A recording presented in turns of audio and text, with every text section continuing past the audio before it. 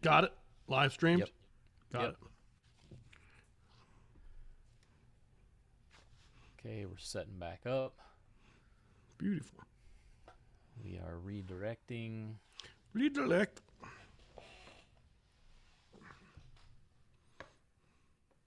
Okay.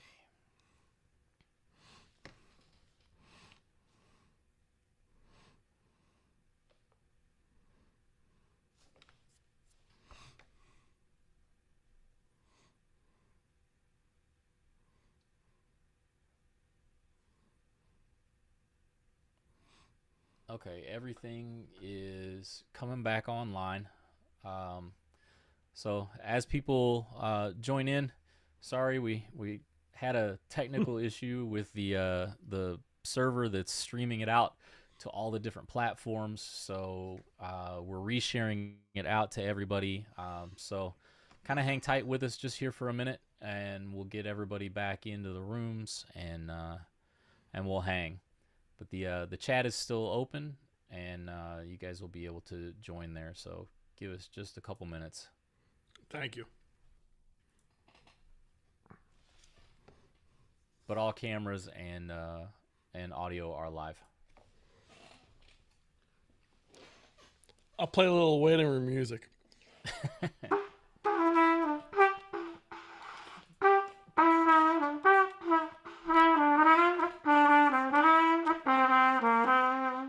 Ooh.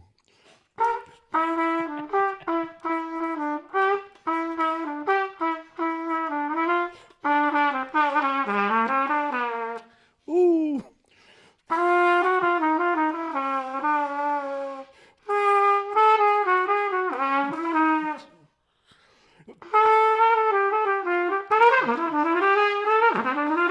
It's buffering.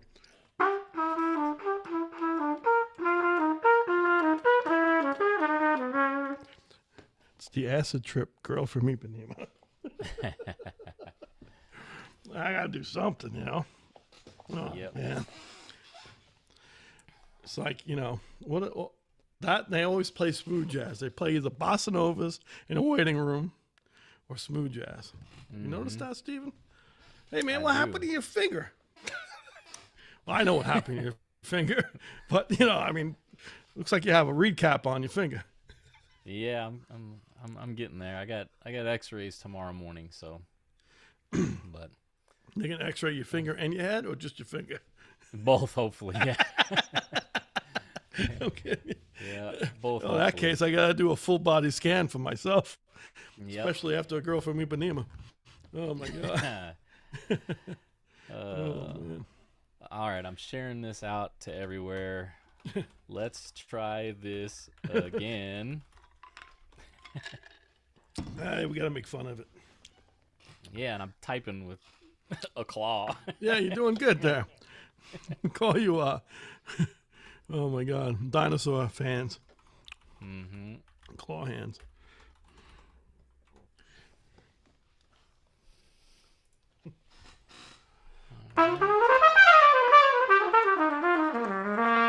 Oh, that's kind of painful.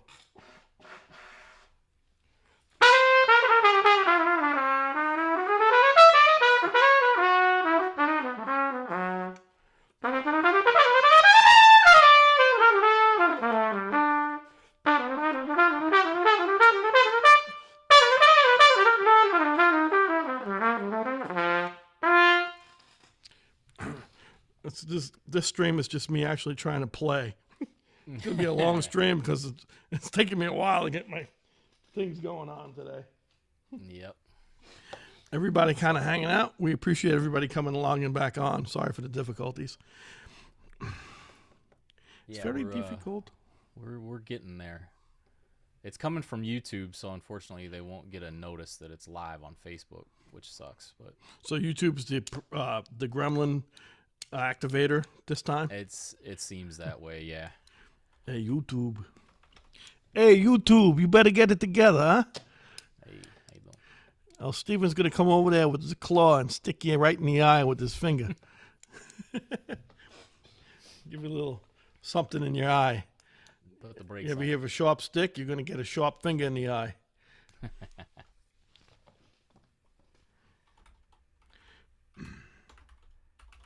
Yep. Let's see what other bossa novas can I play? What other bossa novas can I hack? Like you're in a waiting room. Yeah, we're getting close.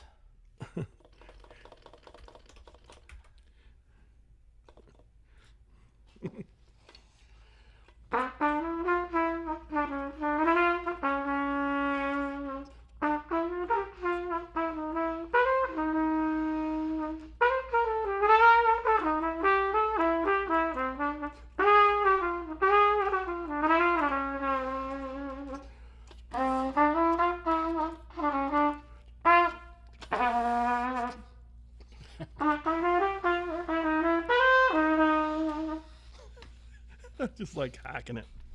That's where we're at.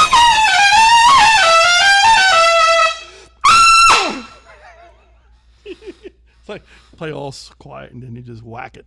Oh, I got problems. I got issues. All right, the link is back up on Facebook and Twitter. Unfortunately, we just kind of got to wait and see if people come in. So I'd say let's just go ahead. And the people that jump over, great. And the people that don't will be able to watch on the replay. Cool. And I'll watch the chat a different way, even though it's not on the screen. So awesome.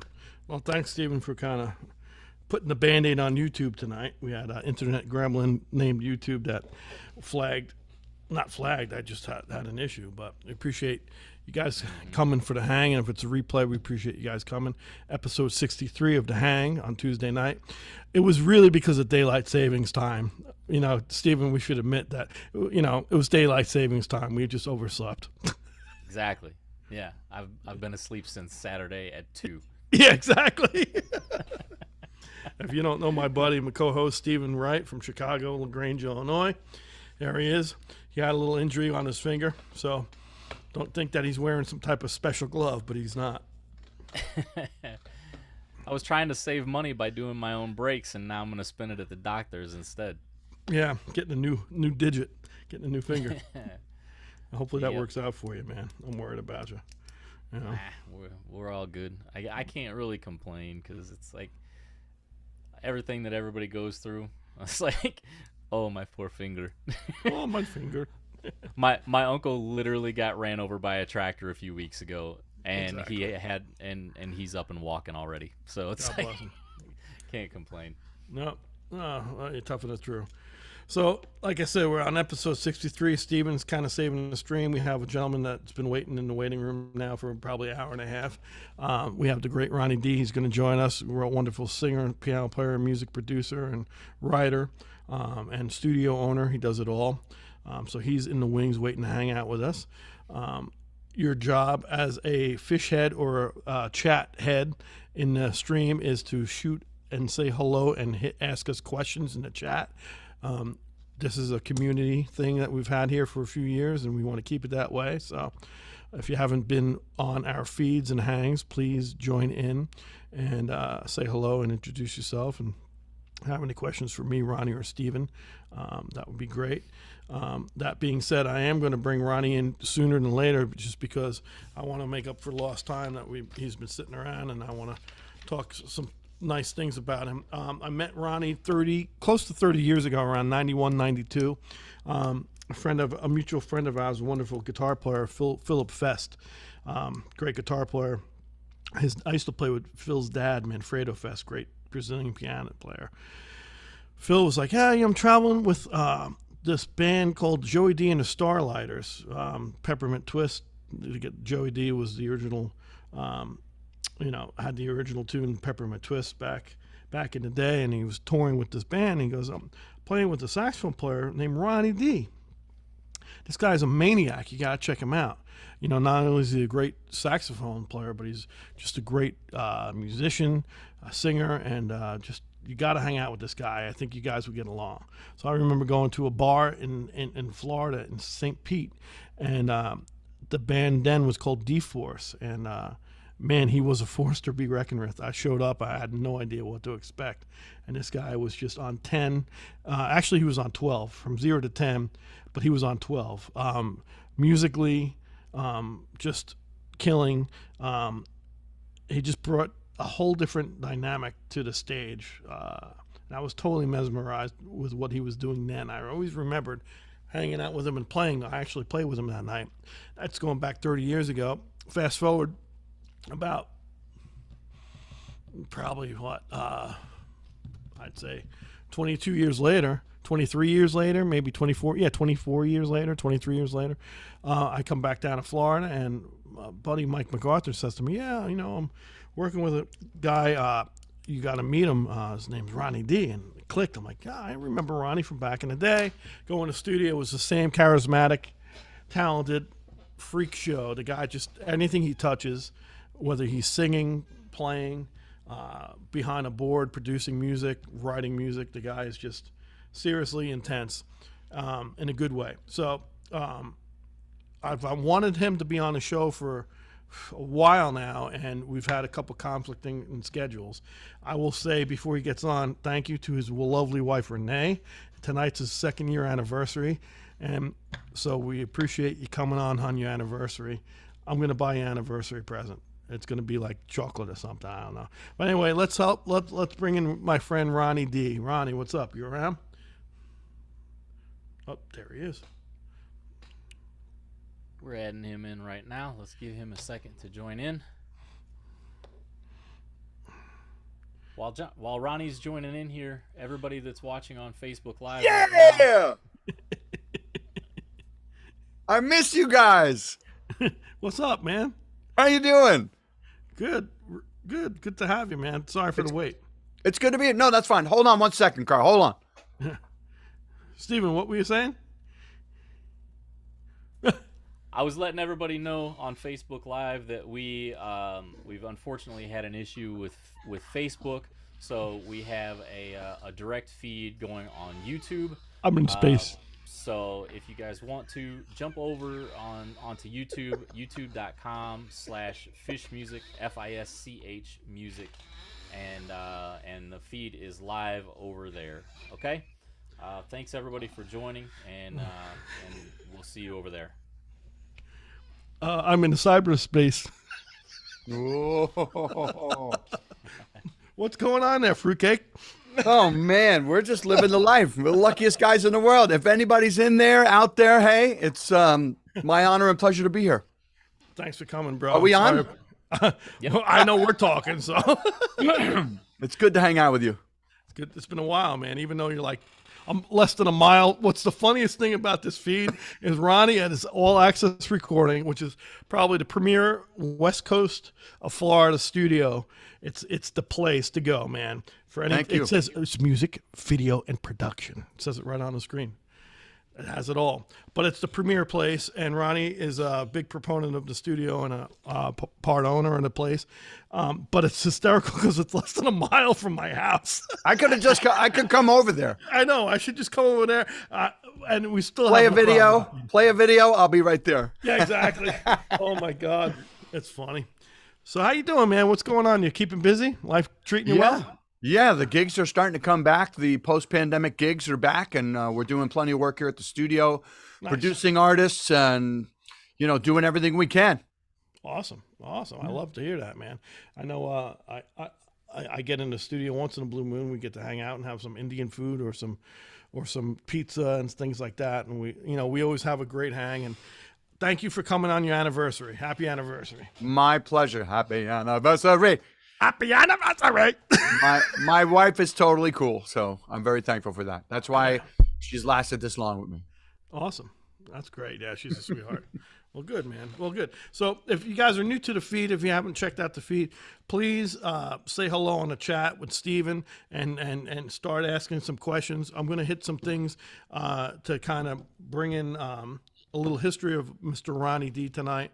Not that he needs a history lesson, but he has. I always learn. You know what I love about these hangs, Ronnie, is and Steven too. We always learn more about our friends who are on, and because we don't really. When do we ask questions? We're always breaking something or asking. True. We're acting like crazy men, or women. But so I knew this a long time ago. You're a Bronx boy. You grew up in the Bronx, correct? Yes, the Boogie Down Bronx. Yeah, man. And then you went to Jersey, so you're from the Northeast. Yep. And then down to Florida. And I will touch on these things.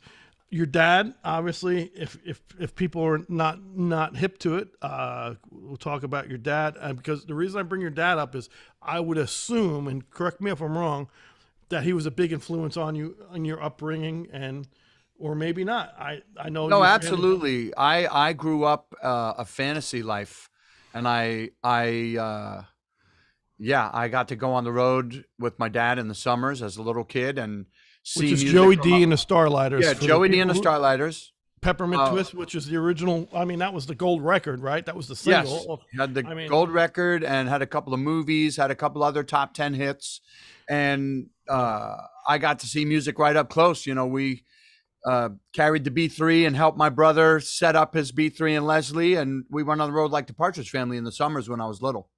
That's awesome. So now, did your dad rehearse at your house?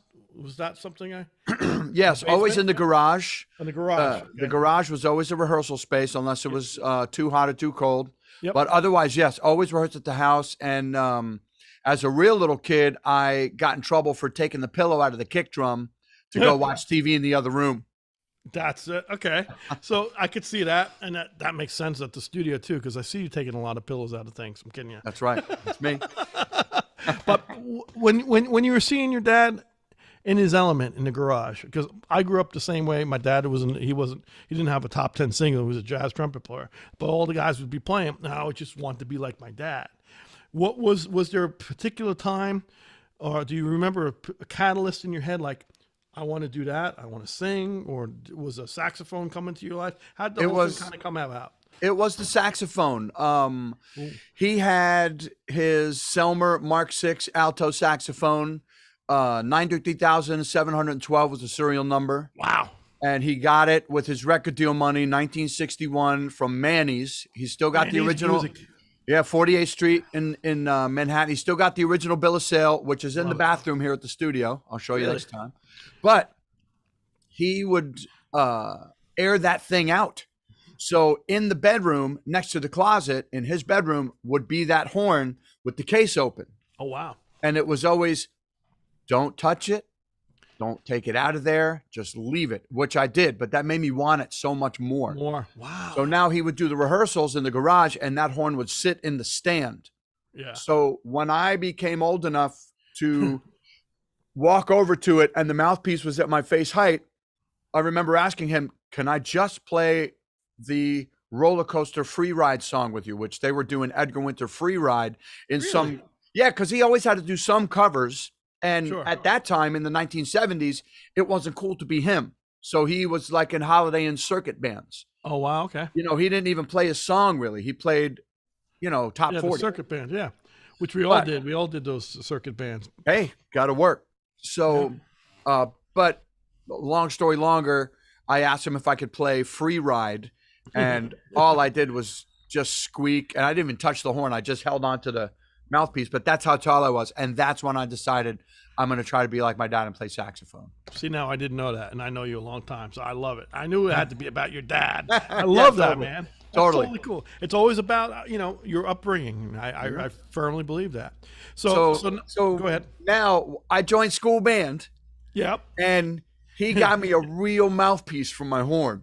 Really? So I walked into fifth grade school band with this Wolfie Tane, not that Selmer Sea Star, the little horrible student mouthpiece that comes with every sax, but with a real metal mouthpiece and with a real lid on it. And I remember my band director like questioning me about it. And I was like, yeah, well, my dad's a pro sax player, That's hysterical. Days.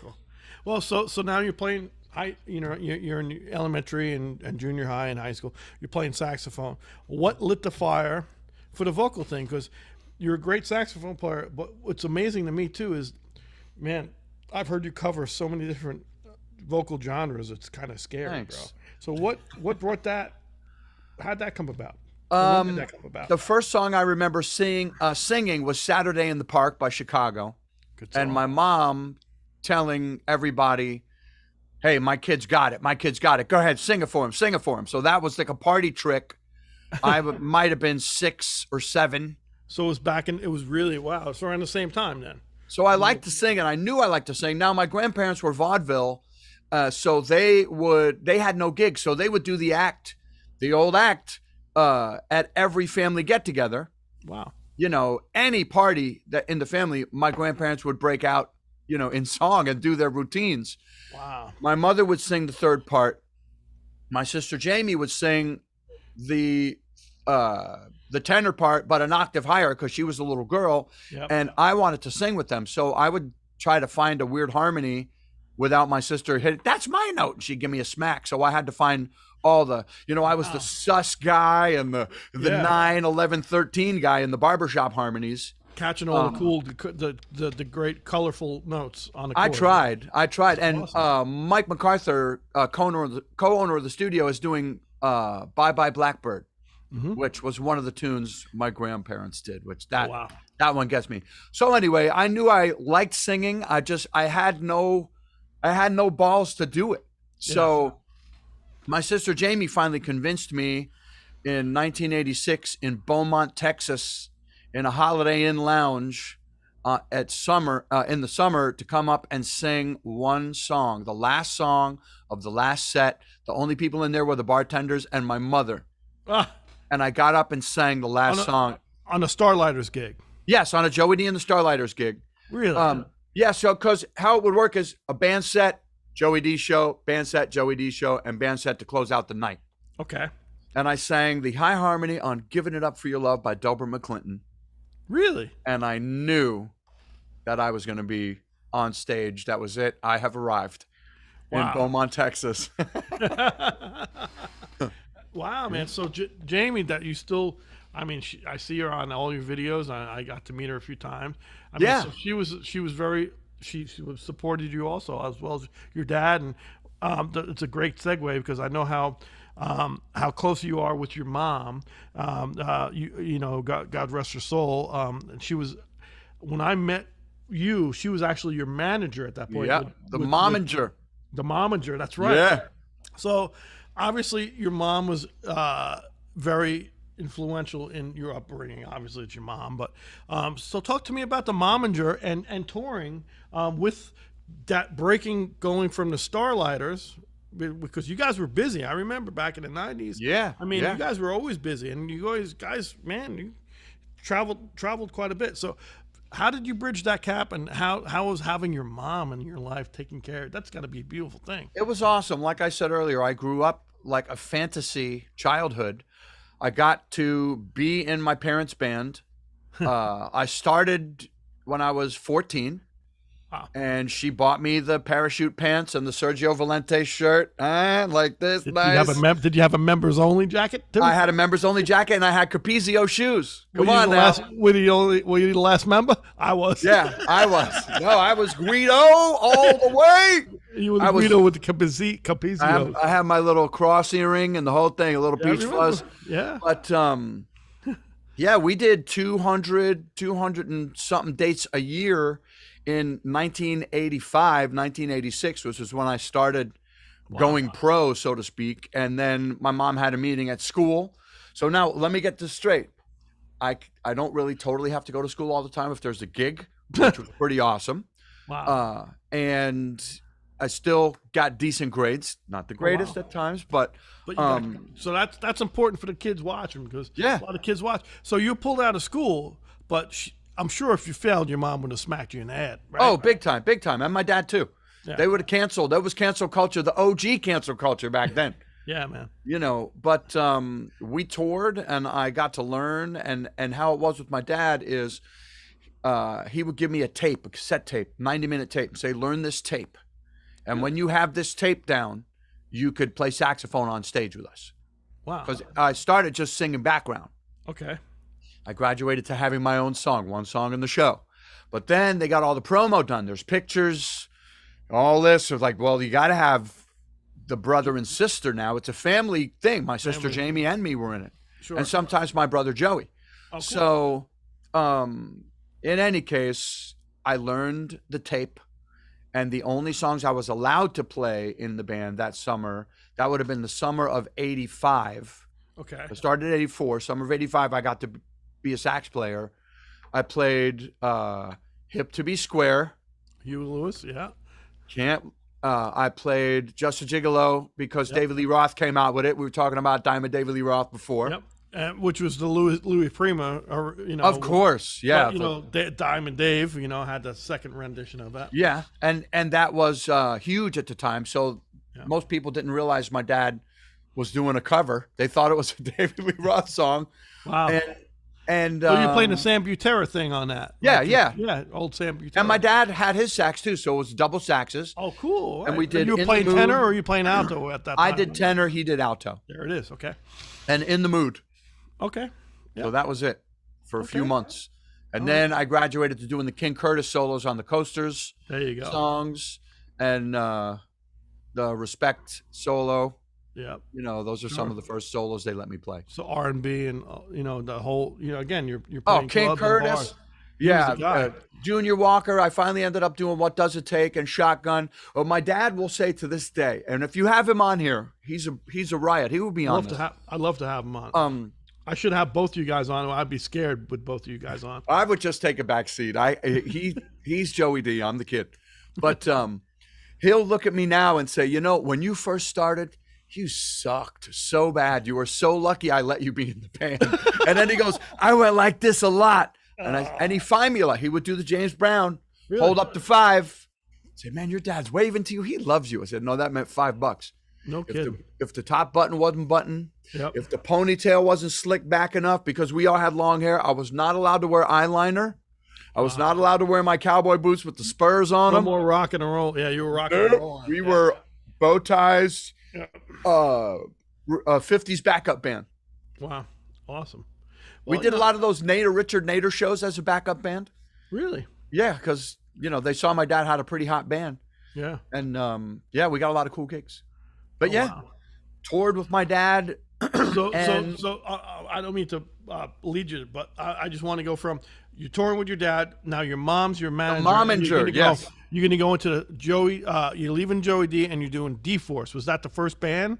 So we're going to move to Florida. Now my mom had already paid for a demo in this guy in Jersey's Joel Katz basement, where he had a Studer 24-track machine. Okay. She paid $5,000 for me to do 4 songs, and what a mom! That's awesome. Oh, totally awesome! And I was going to be a star. I was ready. And my songs were like, "Let's Party with My Friends" was one of them. Like things you write when you're 15. Yeah. And Tony Bon Jovi listened to the demo because I was ready to be the next. I was going to be Ron Jovi. They already had Bon Jovi. I was going to be Ron Jovi, and he said, kid, you got to live life. You got to write songs about real shit. You got to live your life. Yep. So my mom became the manager. We're going to move to Florida. So like every person from Long Island and Jersey does. Yeah, we're moving to Florida. A lot of gigs down here. Honey, you come down to Florida. You're going to love it. Come to Florida. I can love it. So now my mom, being the genius, super duper enabling, awesome mom that she was, the super stereotypical Italian showbiz mother, Jew-op mother. Yeah. She says, I'm going to convince your father to fire the whole band. And we hire guys that can be in your band to be the Joey D and the Starlighters backup band. But no eyeliner, and they got to keep the ponytail because we wanted, we were the hair guys. So we kept Andy Beer. Okay. Who's still with you now. Still with us now. Piano player and baritone saxophone. Yeah, and fantastic comedian, and he does all the books at the end of the year. That's awesome perk. But he's got an accounting degree, thank God. Oh, wow. So, yeah, you want a Jew with an accounting degree in your band. Believe me, it's awesome. So now we moved to Florida, and we get all these other guys that can now be in my band. So that was the inception of my band, D-Force. So the gimmick with that was Joey D and the Starlighters would go to Minneapolis and play Saturday, but we would go a couple days early, and D-Force would play on a Thursday or a Friday in Minneapolis. So we got to play all these cities, and my mom networked with all these agents that were already in these cities and got us cool club gigs. Love it. So we really learned on the road, like one night we would be like the Red Hot Chili Peppers, hardly any clothes on and playing the super fast, uptight funk, ska, metal, crazy music that we had. Mm-hmm. And then the next night, slick it back, and we would play in the theater downtown, you know, Joey D and the Starlighters, the Shirelles, Junior Walker, you know, bills like that. But it shows you the diversity of working musician. You had to have diversity and have a good knowledge of a lot of different music to make money. Right. And You can't make that money. Yeah, and it's amazing that your mom had the foresight and was like, all right. And so that's where I come in with meeting you, because one of the members in your D-Force was Philip Fest. Yes. Right, he's the one that brought us together, which is kind of crazy because I was playing with his dad, and I remember he had the earrings and hair, and he was like, "Yeah, I'm playing with this rock thing," but then I'm going and doing a 50s thing with Joey, and I was like, and he was always gone. I was like, wow, it's pretty amazing. He was doing all these dates. That's when I first, like I said, heard your band. I was like blown away. I'm like, wow, because not only did you play, like you said, one night you know one tune would be like this ska thing, and the next thing would be a metal thing, the next thing would be like it was all over the place. Which is cool. we tried as hard as we could to never let anyone dance. As soon as they start dancing, boom, you change the groove. Really? Oh man, we were all over the place. Yeah, we want to be like Fishbone, Living Color, Bad Living Brains. Color, That was where our heart was at that time. Oh, beautiful, man. And now we were so restrained to play my dad's show all the time. And my dad's show it's not scripted. He could extend solos. He could, you know, bust chops on stage and say funny stuff, but it was like the set was written out. Sure. It was a 45 or a 75 or a 90. Yep. And then we would get on our gig and just go buck wild. Like I would just play sax solos until I was done. You know, it just went till it was finished. Ah, that's beautiful. That was a good dichotomy. You need that in life, you know? We did. So that being said, that's a very big word for a trumpet player. And there's another trumpet player on here. Steven, how we doing, man? How's your finger? And is anybody hanging with us tonight? I'm here, man. I'm hidden behind the scenes. What's going on? Anybody hanging? Anybody have questions for Ronnie and saying hello, or are we just doing a hang, which is fine? Yeah, we're kind of just hanging. There's a lot of people that have been coming over. Got a lot of the hang regulars. Got the JOG Corner Store hanging with us. The boys. Yeah. Somebody who you were talking to earlier in the day on Facebook, Noah, is hanging out with us. Noah. Yeah. What's up? What up, yo? Got Ryan, Danielle, Suzanne, got a bunch of people, Greg and Brenda and Shelvina. So we got people coming over, trickling over. So I would say we'll keep the hang going on our side. And I know probably because of the issue, we're gonna have a lot of people starting from the beginning. Okay. So there's probably gonna be a little bit of a delay. All right. Well, that's all good.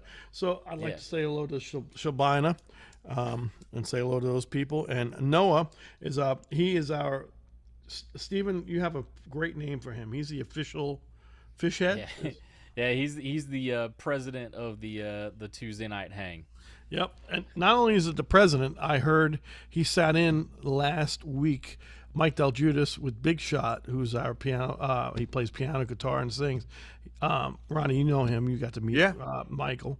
So Michael was doing a show playing piano with Big Shot in Fort Pierce, and Noah came out, and Mike put him on the spot, and he played a little Elton John for everybody. Nice. You know, 15 or 16 years old, and slayed it. There's some video out. So Noah, man, we're proud of you. We heard it, and Mike and I were talking about.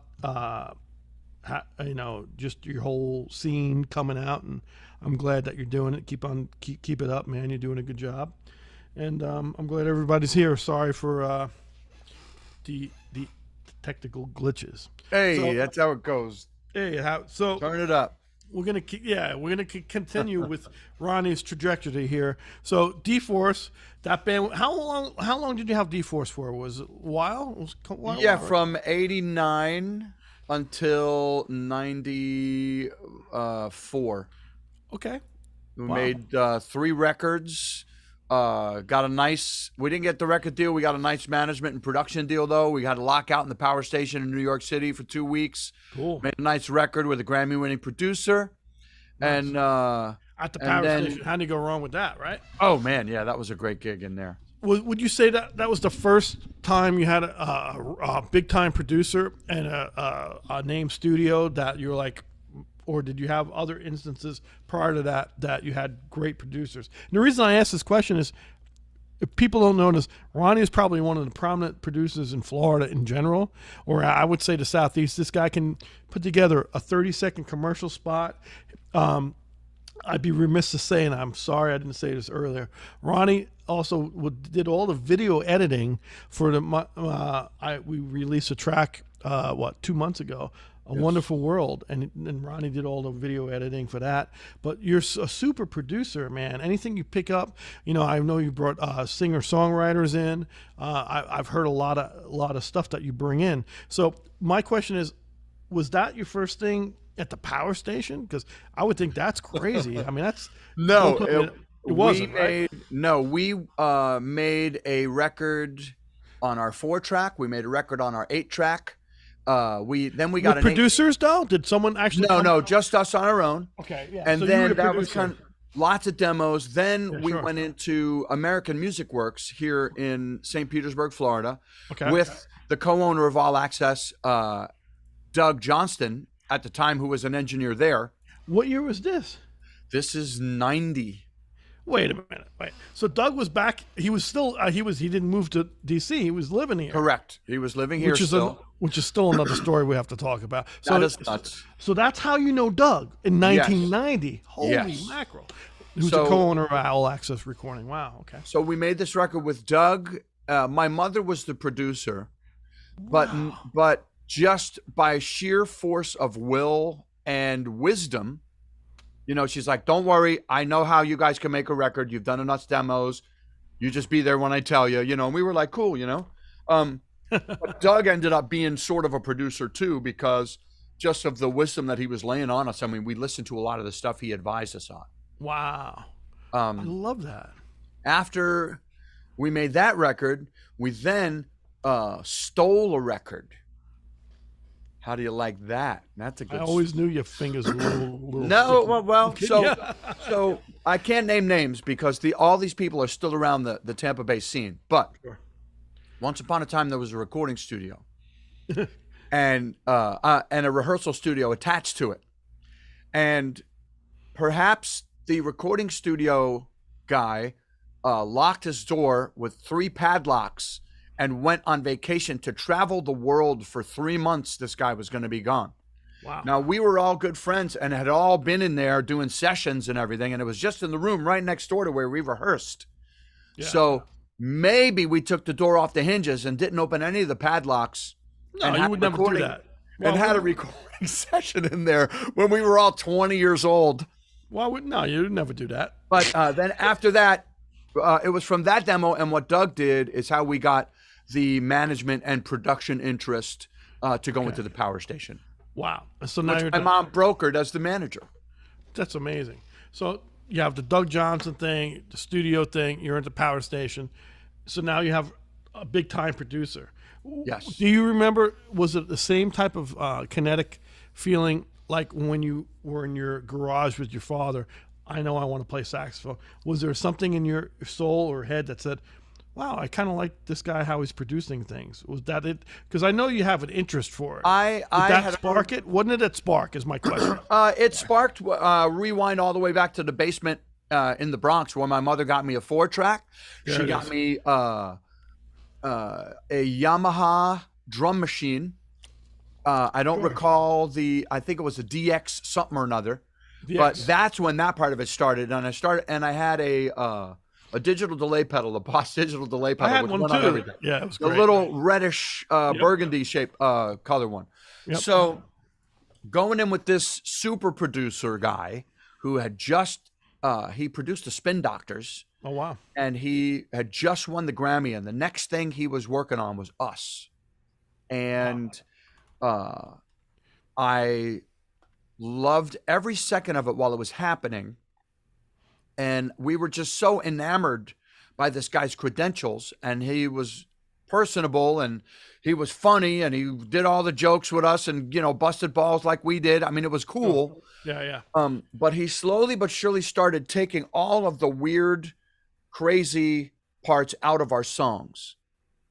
What the obvious producer, I want to get you on the radio, would do. So I'm not going to fault him for taking the 11 section out of the intro where we went into 2 bars of 11 or whatever it was. Sure. So then we spent 75 G's when all was said and done with the hotels, the power station, the whole thing. We bring the tape to the high-powered manager, and this guy managed the Spin Doctors, the Fugees, Meatloaf, all kinds of acts of the day that were huge. Joan Osborne, What If God Was One of Us?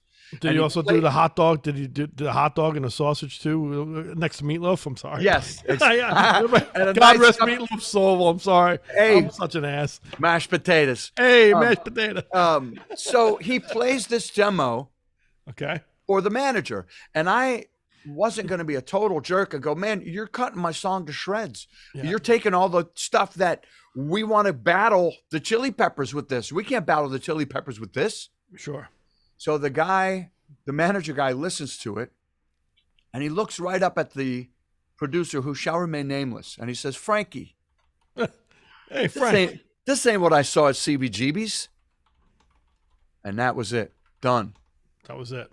That was it. So now, fast forward to back to the Mominger thing. Maybe 6 or 7 months later, the manager, high-power manager, calls my mom and says, I got a gig for your son. I got a band that has a record deal. The check is in. They're ready to go. We'll fly him to New York to audition. And I'm in D-Force now, which is now kind of falling apart. The big deal didn't happen. Now we're back in the clubs around here, and people are going, Freebird, and all that stuff. Sure. So I say, of course I'll audition. I mean, what could it hurt? Yeah, sure. So now I end up getting the gig, and I have to move back to New York City, which is when I play with Peppy. Oh, Peppy, yeah. Yeah, this is when I played with Peppy. So Peppy. I never was so broke in my life as when I finally had a record deal. So in any case, part of me signing this record deal was I had to have papers that said my mom was not my manager anymore. Oh, wow. Okay. And that, my mother, of course, was fine with it, and she cried. Yeah. And my father, of course, was fine with it, but gave me this look like this the whole time. Yeah, and sure. it definitely was a super sucky conversation week of my life, but and then from there on in, I didn't have a momager anymore, and I missed it every day since. I'll tell you what. Oh, wow. I bet. Well, so you're in New York. You're playing with Pepe, which is Alive and Kicking. Alive and Kicking, which is the song Tighter and Tighter. And Hold on. Right? And here's another thing. So he's talking about Doug Johnson in 1990, helping him out as a producer. I'm in the studio. There's a long story that I could talk about, which the Cliff Notes version is, I'll just bring everybody up to speed with my whole thing. It's like my buddy Mike MacArthur, who's a great tenor saxophone player, says, hey, man, I'm involved with the studio. I'm buying a studio, and I come meet Ronnie. I'm like, I know, I met Ronnie years ago. I remember Ronnie. So I go, and there you are, and you're just like you were 30 years ago. And I'm like, and so we're catching up, and I'm having a great time. I'm like, man, this is like old home weekend. I'm sitting in the couch, and Doug is sitting there, and we're talking, and all of a sudden, within what you seeing it, within 10 minutes, we figured out we worked together on Little Bill's. Bill Cosby had a cartoon called Little Bill in the 90s, or no, maybe it was 2000s, late 90s, 2000s, and I was a trumpet player on that, and Doug was the engineer. So we kind of had a kinship. I'm like, so Mike MacArthur, who I know for 30 years, Ronnie, who I met 30 years ago, Doug Johnson, who I worked with sessions for 20 years. I'm like, and it's a mile from my house. I'm like, yeah. And that's, you said the magic word. Hey man, you want to come to the clubhouse anytime? Come to the clubhouse. Yeah. So, it's a beautiful setup here. It's a beautiful setup. We're gonna segue into that in a second because it's a premier place.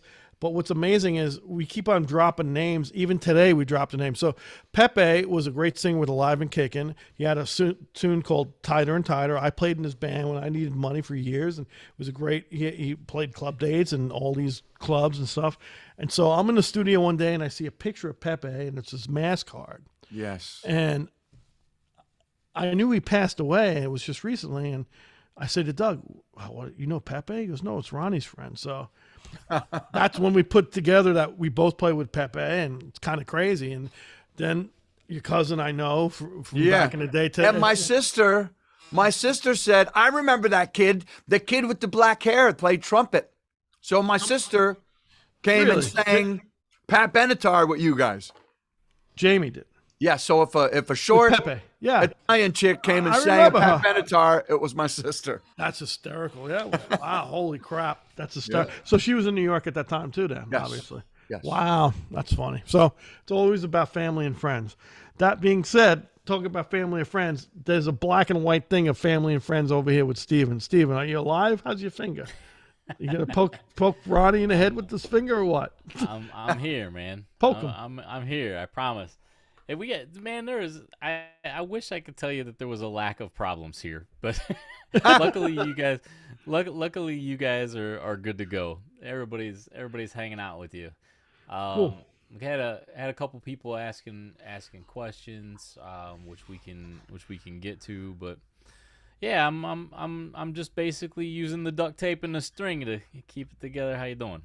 Hey, how you doing? You know, all we see is a black and white. Let me see your finger. Show everybody your finger. Hey, let's see the magic finger. You know, hey, how's your finger? The funny thing is that's not even working. All right. This is what you get for now. Here's your finger. What do you got for a question for Mr. Ronnie or myself? We'll lie to everybody. You guys hit a little bit of how you met. I think we lost my camera. Yeah, we did. You're looking for Hello. You became a cat. Hey, it's a kitty cat. Hey, you have a nice kitty cat. I'm coming in. Your kitty cat. I'm coming in. This is the best. Is that a kitty cat or a pussy cat? Pussy cat. Oh, I like your cat. Oh my God. What is happening here? Oh my hey, God. Can you hear me though? Yeah. Yes. Well, at least there's that. Yeah, it's good. You have a cat with a wagon tail.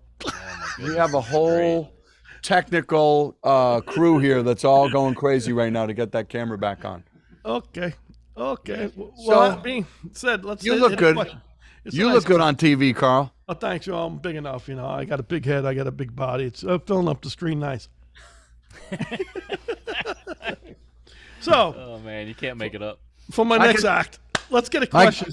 So I can still answer a question. It's just a podcast for me for a minute. Yeah. Yep. We're going to a different place. Yeah. So actually, some of the questions that came in first, Carl, were about Orlando. You were just in Orlando with Billy, obviously, over the weekend. You mentioned it. Had a couple questions that asked, you know, does the weather being cold like that, what do you have to do differently to prepare like for stuff like that? And you know, is that gig harder on you than a normal gig would be? Well, Ronnie can talk about this too, but yeah, any type of gig, and you know, we've been spoiled lately with good weather.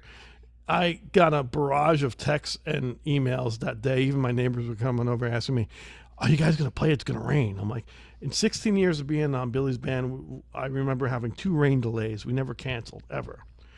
Hey, you want to get that money, you just get out there. I don't care if it's raining. Yeah. So, I mean, you know, and so unfortunately for everybody, including the band and Billy, I mean, it was 48 degrees without the wind chill. It was really cold, and being up on that stage, a lot of wind. So with a brass and anything that's metal, throwing it in your mouth or putting it on your lips is just brutal. Yeah. You know, it's just not fun. But also pitch-wise, you know, you really have to negotiate the pitch and pull out. You know, everything goes sharp. it's just a mess. So my biggest thing, that gig, and anytime when you have weather coming in, is just trying to play as much as you can. Even between licks, like on Zanzibar, I'm blowing into the horn, just trying to keep it warm. And you know, everybody stepped up to the plate on that gig, including the main man behind the piano was just, you know, foolproof. He was amazing. But the mechanics for brass instruments, especially, are just miserable to play in the cold. And then when you have high winds blowing at you, it feels like you're playing into a sock. Terrible. So, yeah, we got through it. We got some good reviews. I thought the band did a really commendable, unbelievable job. There's no slouches on the stage. So we're very lucky to have a boss that just was like, let's go, man. And he led by example. So it was a fun night, and it was nice because I got to drive home the following day. Ronnie, I'm sure you have the same issues. I mean, anytime you're playing outside, and the heat too is a whole different thing. Yeah. Goes flat, right? Yeah. I like the hot gigs over the cold gigs anytime. I'd rather sweat than freeze. Yeah, sure. But just like you said, the actual instrument itself does not operate correctly when it's really cold, and your manual dexterity suffers. Sure. And of course, yeah, you know, you don't want to have an ice cube on your face. No. How does it affect you vocally, Ronnie? If it's cold.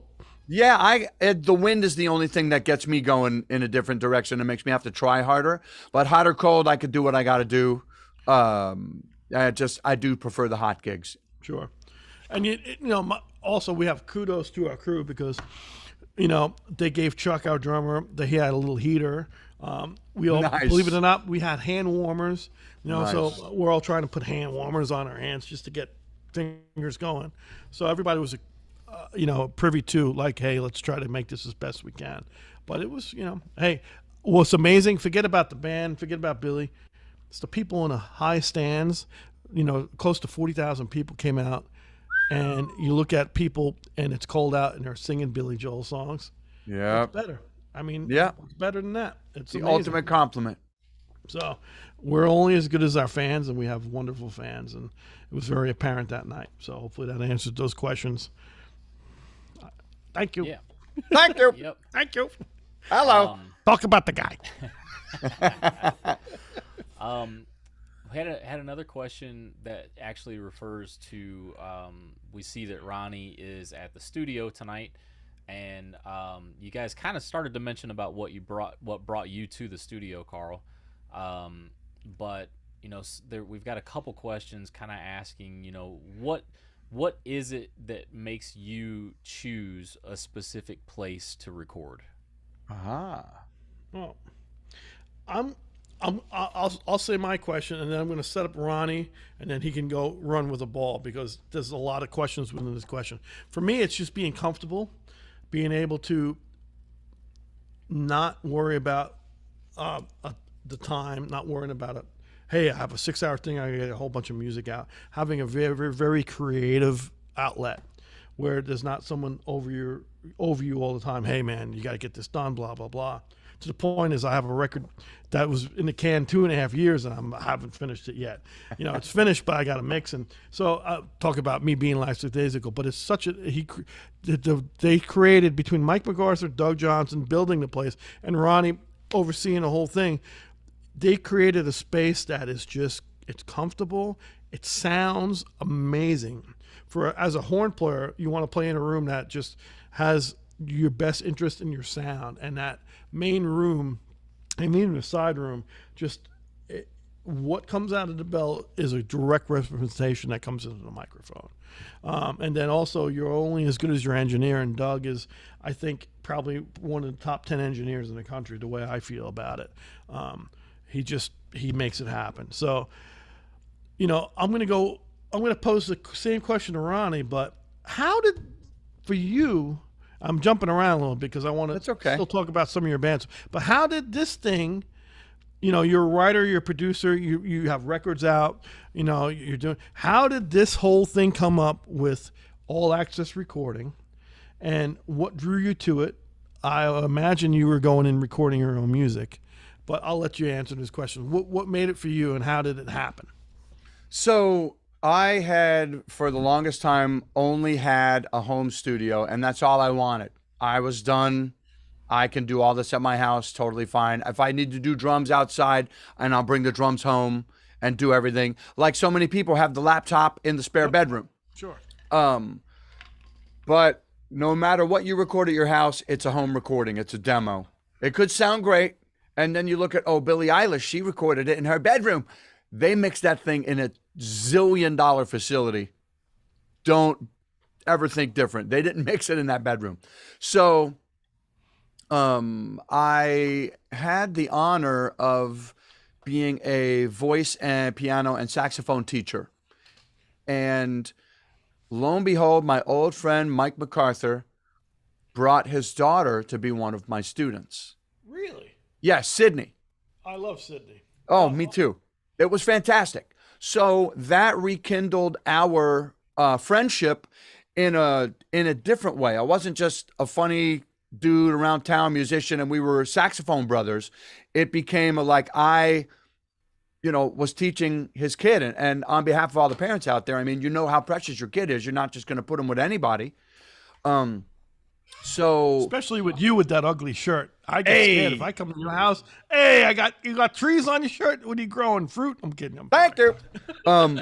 So now. So he entrusted you with Sydney. I'm sorry. Yes. So then I had asked, let's jam, and we want to play together again, and we did some gigs here and there.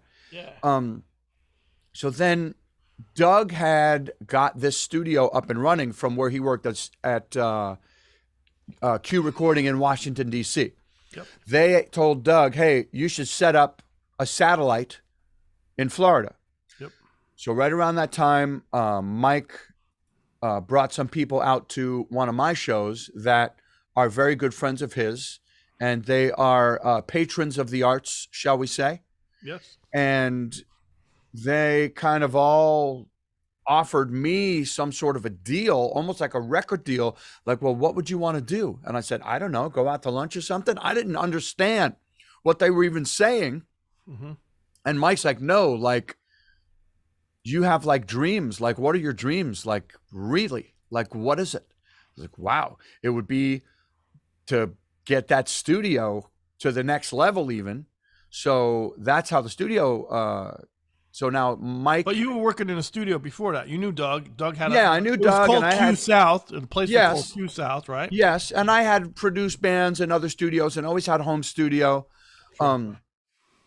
So we ended up going in on this studio as partners and expanding it and getting a whole lot more gear.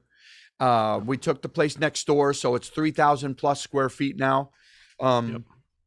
And there's different rooms. There's 3 studio rooms in this facility, a tracking room, a green screen room, a photography studio, a giant kitchen that could also be used as a drum room or whatever.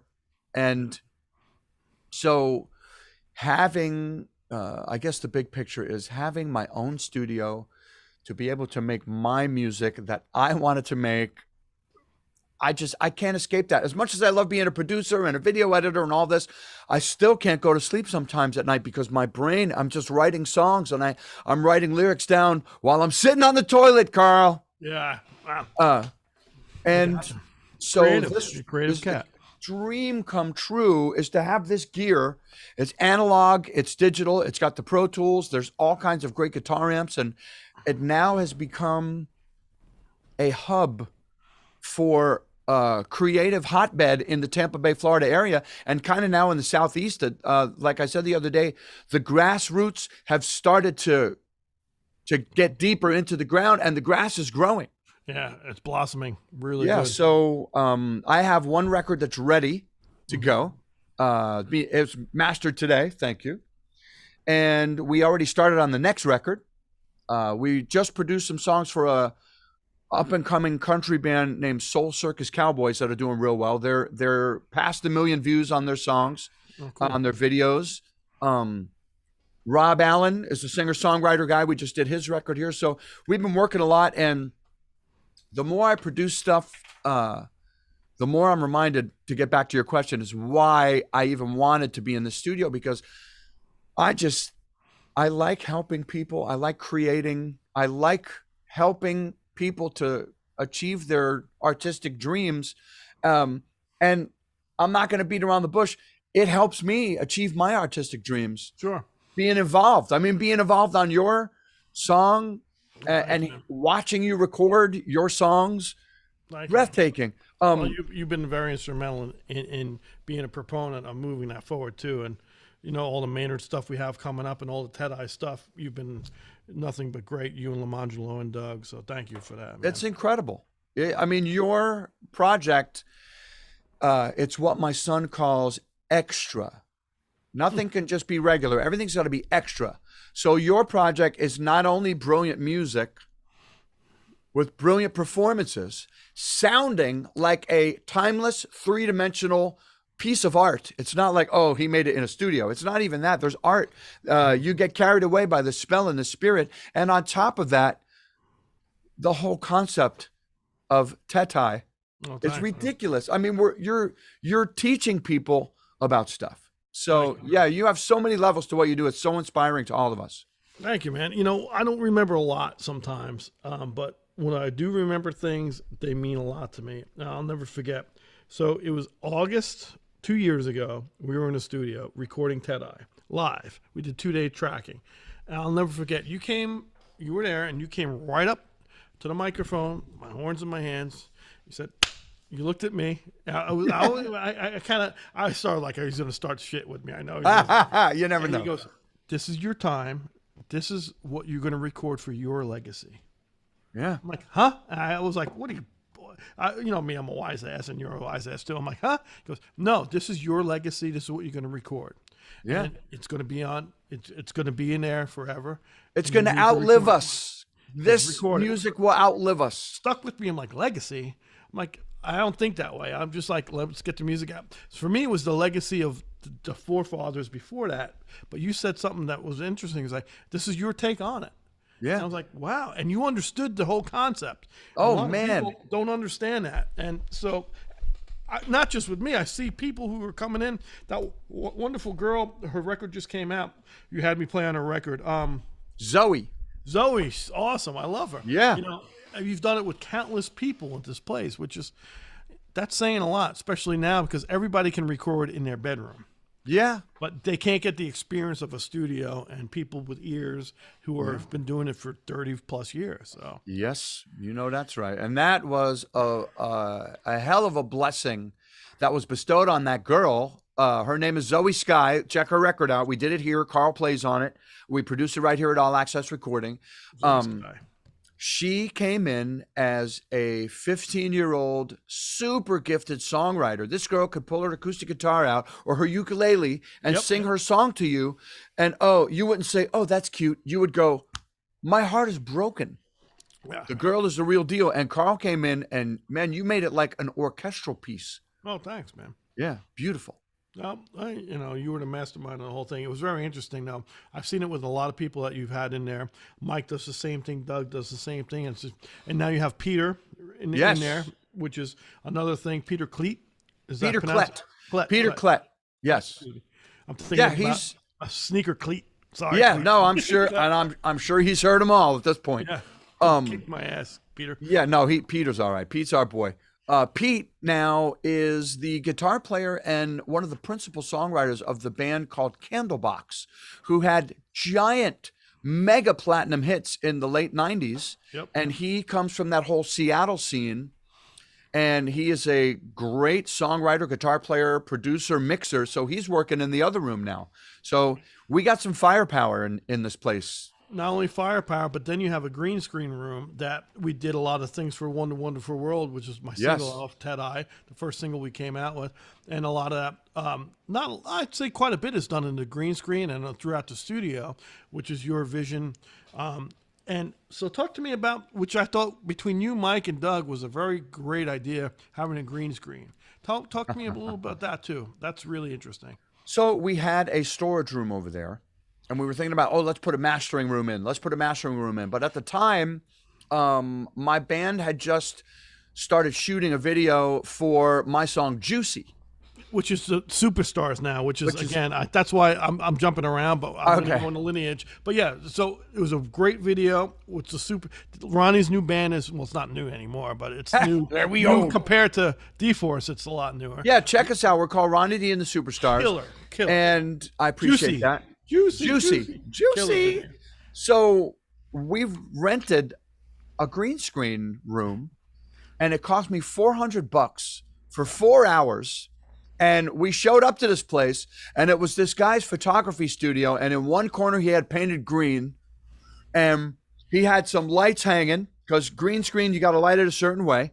Yep. And we did what we had to do, but it just made me have that idea. I said, man, if this little corner is generating A, this kind of money, and B, is going to open up, again, I'm a sucker for more creativity, and let's create. You know, I mean, where does humanity turn to in times of trouble? You go to song, you go to art, I was depressed, I watched Netflix for a week straight. We need this art. So anything that helps us create turns me on. Yeah. So let's make videos in there. Let's not make a mastering suite for more audio. Let's jump into the video. Everything is visual at this point. Yeah. Anyway. Yeah. If it's not on video, it didn't happen nowadays. Yeah, sure. You know? So, I mean, it's a wonderful place. So you're recording videos now for, the Superstars band, which is your band. But before this, so, you're working in the studio, but before this, there was another band that I want to bring attention to, because I went to, again, I'm down in Florida. I come down to visit my parents, and someone says, hey, Ronnie, there's a band called the Swing and Mooks, and it's in a Clearwater bar over by Fort Harrison. I talked to Lamangelo about this, and they're playing. I go, and it's like the jump swing thing, and it's you, and it's a lot of guys I recognize, and I end up playing and partying with you guys the whole night. So talk to me about that before, and then the latest incarnation of your ensembles is obviously, Ronnie Dee and the Superstars. So give me a little taste of the whole thing. It's very cool. Okay, so we're rewinding. What about it? What about it? My record deal that I lived in New York went away. Okay. And my second child was on the way. Beautiful. So I said, I think it's time to go home. And I had been renting my house out while I was in New York. So we gave them the heave-ho, and we moved back home. Yep. And my drummer from D-Force, George Bernardo, who might be watching from Los Angeles right now. I love you, Georgie. He said, hey, if you want to make a swing band, the swing is what's going to be the next big thing. We could get every Thursday night. And I was like, hey, all right, it's something. I'm in. So now, knowing all my grandparents' material from the vaudeville era, I had a huge stuff from your dad too, I would think, right? And I had the routines. Hey, what are you going to do? Forget about it. So I had a big head start. I knew a lot of these funny comedy songs. So we made this band called the Swing and Mooks. And it was me, Andy Beer from D-Force, George Bernardo from D-Force. It was Lamangelo, who had played with my bass player. And he had played in my father's band for a long time. And I actually, we should interrupt. I'm sorry. I felt like I left him out. So Lamangelo is not only just a great bass player and played in your dad's band, he's also an integral part now of All Access Recording. I should have brought that up. And he's like the left hand that meets the right hand, the right man leads the left hand. The guy's super, man. Lamange, we love you. I know you. Hey, what about it, Lamange? It's over there. sorry I left you out, brother. I'm sorry, bro. It's all good. So Lamange is our head tech. He builds custom computers. I mean, this cat is a genius. Yeah. And he's an incredible bass player, and I love him. I do love you. He played great on Zoe's thing too, man. Zoe, he played bass on Zoe's the cat is talented. Yeah. So now we have this swing band, and we take over the neighborhood as the only swing band around, pretty much. In Tampa Bay. In Tampa Bay. So we won, the music awards and whatever ragtag magazine was giving awards or whatever. We got to play the AVN Awards 2 years in a row because we were crazy, which was the Adult Video Awards, which was kind of sketchy and awesome and weird. Did you play naked? No, but we saw things. I could imagine. We saw things that were awesome and weird. You can't unsee. Exactly. And Ron Jeremy introduced us. Oh, wow. That was kind of cool. Yeah. The hedgehog himself. But anyway, we got to be regulars on the morning radio drive time as like the house band. Was that with Calta?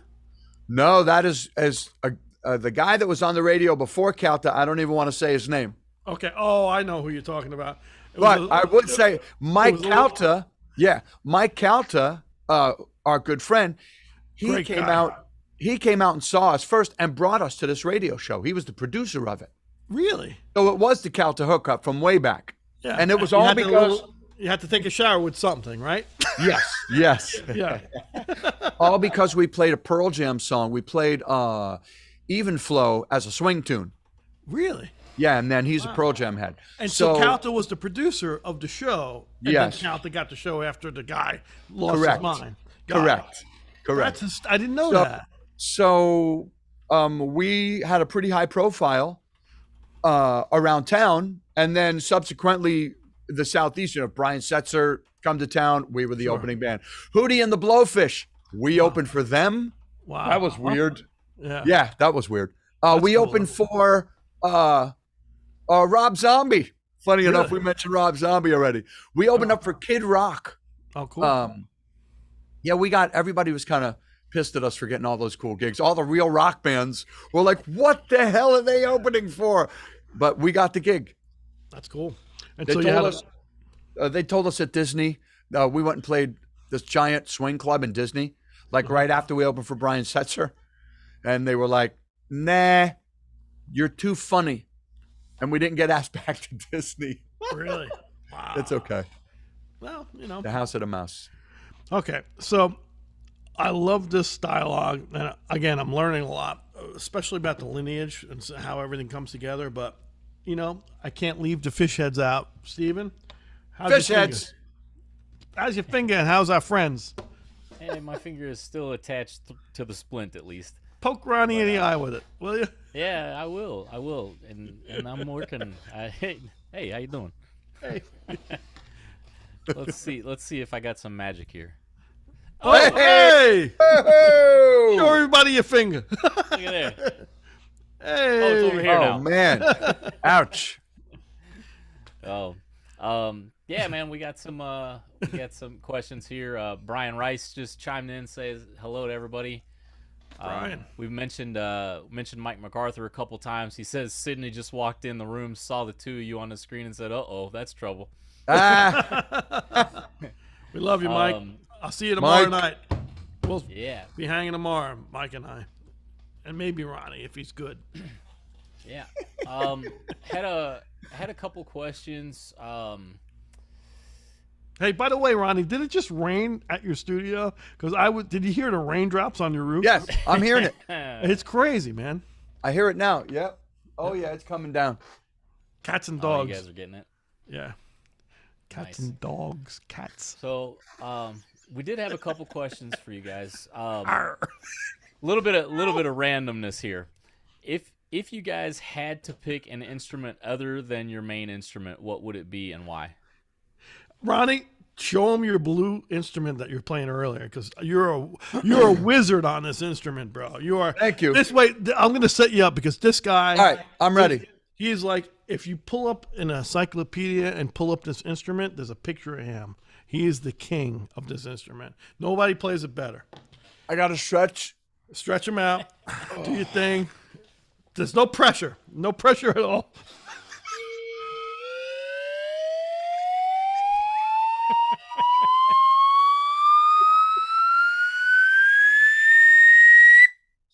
There it is. Give me the downstroke. Give me a downstroke, will you? Right at you. You're brilliant. You're brilliant. Thank you. You're killing me with this thing. Yeah. If I could play Another Do instrument. you need a water? Do you need something? You want me to dry your head? You okay? I'm all right. Yeah. All right. Yeah. Killing me here. You weren't verklempt. Did you go verklempt? Did you? I'm verklempt. All right. I don't know. I probably would choose the guitar. Because it's the loudest one.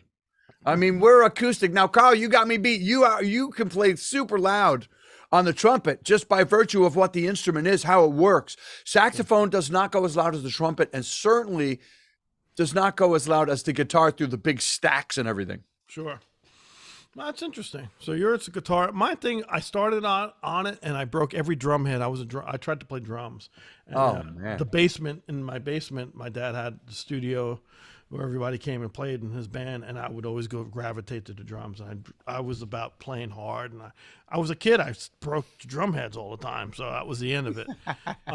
But yeah, if I had to do it again, I think I just kind of dig the drums. I'm horrible at it. I'm horrible. So I got a couple of beats myself. you have a couple of beats? I got a no couple beats. of beats I could do on that thing. Actually, let's talk about your son, the drummer, and AJ too, the great guitar player. They're both very talented. I remember you saying, "Hey, man, check out my son's drum thing," and I blew on your son's wonderful tune. Yeah, and so talk to me about your sons because they're talented, man. Well, they were brought up like I was. All the instruments are in the house. We have guitars, keyboards, drums. I mean, it's all around. I just love it. I want to have it around. Yeah. Well, I brainwashed them with good music. They were listening to the Beatles, Sgt. Pepper's in the cradle, and all the classical, Beethoven and all the stuff they're supposed to get it in there, and it kind of worked. Knock wood. So my son AJ gravitated towards the drums first. Killer drummer. Well, he's a guitar. He's ended up being the guitar player, and now Jacob stayed the drummer. But now Jacob's been composing on keyboards. But what's funny is AJ, they both fight about drum sounds, which is hysterical. Oh yeah, certainly. Because I didn't know that. Wow, okay, that AJ was started out on drums. That's why he bust Jacob about the drums. 100%. So they both went through the high school marching band drum line. Okay. So AJ is a great drumline drummer and can sit behind the kit and be great. So now when Jacob is playing in AJ's band, AJ wrote him hard about it. But Jacob's a great drummer. He wouldn't have been in AJ's band if he couldn't do it, if it wasn't qualified. But now Jake has been composing, and you, Carl, came in and played on one of his tunes, which was fantastic. We appreciate he played some nice stuff, man. He really did. Really some eccentric. Some of the changes in the way he changed grooves, it was like, agreed. Wow, it was like cool. And he plays like a drummer. He plays like a drummer, but he also harmonically he has a different thing, which is crazy. And what's amazing, and maybe AJ doesn't agree with me, but the way Jacob tunes his drums is very, it's him. Yes, absolutely. And I love that. It's not like the stereotypical Weckl type of thing, No, he tries to steer away from that. At one point he said, I went out and bought this really expensive snare drum. And I was like, all right, cool. What's it sound like? And he brought it and the thing was like, I was like, all right, that's your sound. But he likes that higher pitched. He likes like an Elvin Jones rack tom. Boom, boom, boom. Like this high jazz rack tom and a super low floor tom. Yeah, he's got an interesting sound. You're right. No, he does. And AJ has a whole different thing too, which is really cool. And it's scary because I look at those guys and I look at you and I get scared. I'm like, oh my God. Well, I feel like the luckiest guy in the world, honestly. I mean, and we were just talking about this. Some people, they have a best friend. Some people, they don't even really have a circle, like they're lonely and they don't have people to socialize with. And I am so lucky. Like I have a lot of best friends, and I said it to my son, said, oh, this guy coming over, he's one of us. And he says, well, Dad, you say he's one of us about a lot of people, that's pretty cool. Yeah, but there's some people I say, hey, this cat coming over here, stay away he's not one of us. Yeah. But you, Carl, you're one of us. You're one of us. Hey, and it's important. I feel super lucky. And that's how it is with the kids, that these kids are now coming up playing in the band with us, and it's a weird line. I mean, like you went through with your dad being a player, and I went through with my dad. Like, oh, we're buddies, but he's my dad. Yeah, it's very cool. Until your buddies, until you show up late for a gig. Oh yeah, drunk totally. on a gig, or you don't know your part on a gig. You know that's right. It's like, yeah, you're my look at son. you hard. Yeah, or you're my best friend, and you're not respecting the music and the relationship. It's right. Well, my dad relationship. My dad would say, and I say this to my guys when they play on gigs with us. You have to be twice as good as everyone else in the band in order to get half the amount of respect from them because you're my kid. Correct. So that was always my thing. You know, I was early to everything. I practiced harder than everybody. I knew everybody's part when we got to rehearsal. Yep. You know. Well, that being said too, so I have this little band I put together at the pandemic called Sunshine City Brass. And so it was like it's a New Orleans take, a Tampa Bay, Sunshine City is St. Petersburg. And so I wanted like a fun, freewheeling New Orleans type of vibe of tunes. And so when I put it together, I just did one track, and it was, I did it myself, and Mike Del Judas came in and sang on it. But I was like, man, I just want something different. And just, so we had a couple gigs on the books. We did one at Ruth Eckerd Hall, and I had Ronnie come out and sing and play tenor saxophone. Great night. And I got to tell you, man, thank you. It was a great night. And what amazes me is, again, the way you morph and you're like a chameleon. So I remember in this room, we had a rehearsal, and you were the most prepared cat. And thank you. You're like, I have this tune, I got this Stevie tune, I'm going to sing this Stevie tune, I'm going to do this, I got this, and here's the part I'm going to play, this is the harmony I think you wanted me to play. And I remember your poor dog got his ear got bit. Yeah, my dog got attacked. Dog. Yeah. So you made maybe 3 songs, and you did 3 songs, and your dog got hacked, and Renee was like, oh, you got to come. And the poor dog, oh man, I felt horrible, and you left. I wasn't ever worried about it. Thanks. Only rehearse because you were so prepared at that point, and that's what a lot of young people have to hear is you have to have your stuff so enthralled and put together to where rehearsals like it's a run through. It's a run through. It's a run through or talk even. And so we talked about you were so prepared. I was like, man, the gig was So anyway, you did your homework and. Again, it's there it is. Hey, there we are. Yep, this Ronnie on the left side of the screen, Kyle Schroeder, and then we have Louis Aliceo,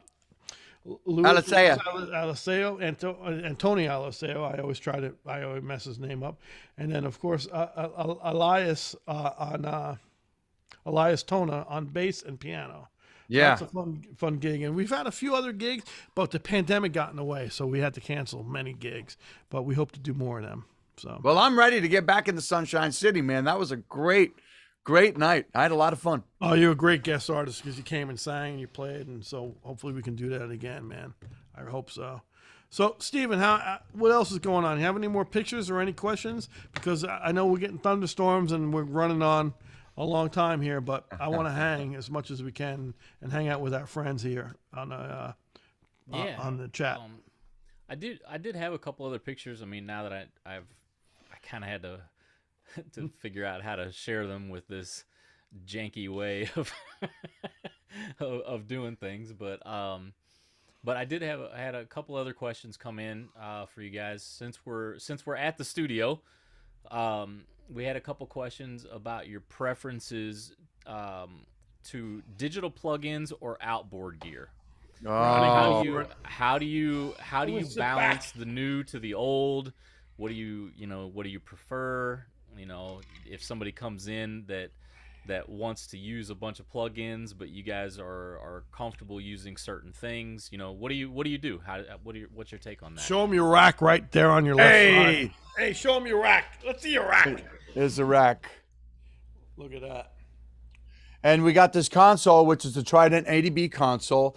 I prefer the actual outboard gear if possible, but sometimes mixing in the box has such convenience, and there's a time allotted on people's sessions occasionally. So there's quite a process for patching in outboard gear to Pro Tools with regard. Oh, there's the rack with regard to latency issues and stuff.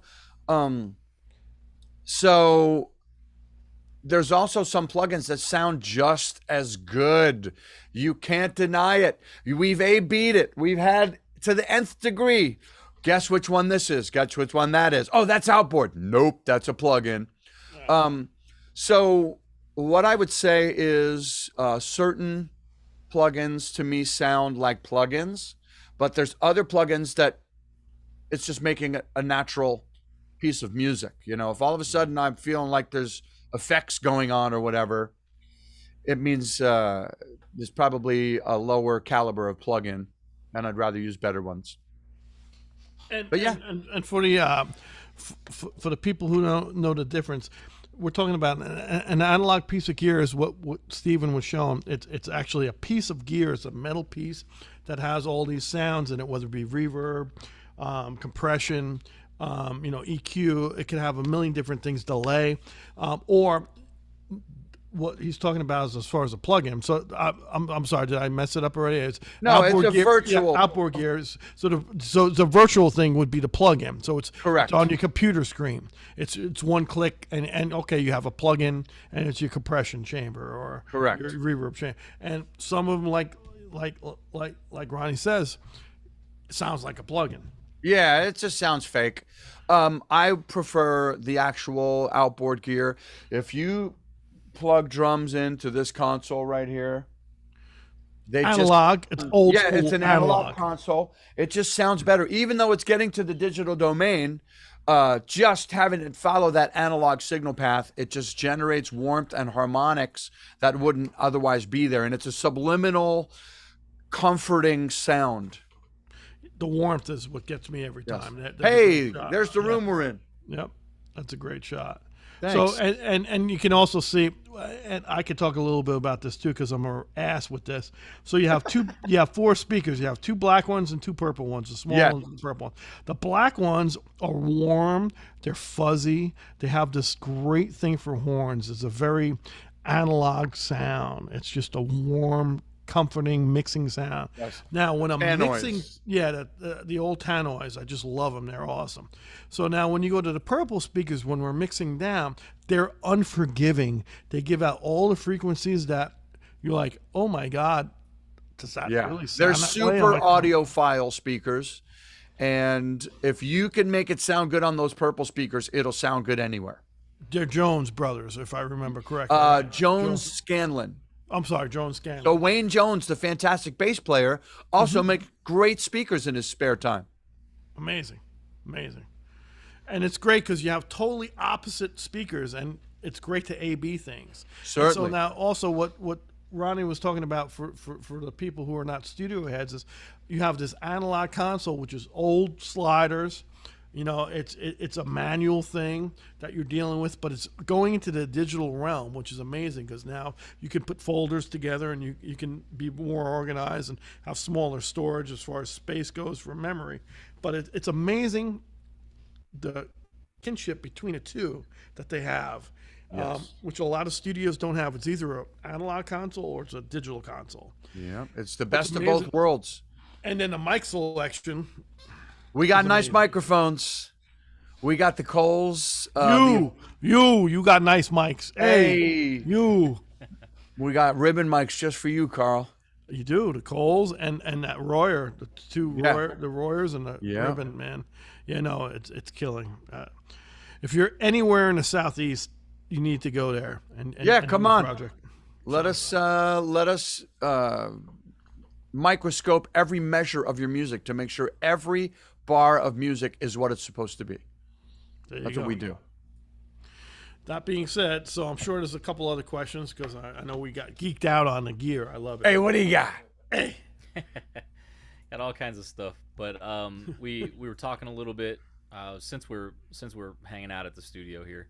I'll show this one other thing that I had This is actually one of the views of the video room. Green screen. Yeah, the which green has screen. two different sides. So He's shooting towards the white side, which if you were performing, you'd be looking that way, correct? Yeah, Ronnie? that's looking at the photo side. So we have the, all the band pictures, and we've had supermodels in here taking pictures. We had, You had me in there. I'm a supermodel. we had you, I am a super, super. About, yeah. I am a super freaking model. super I am freak model. I'm a freak. I'm a super freak. That's what it is. And you were taking pictures of me. Hey, but they're beautiful. We made you look good. That's saying something.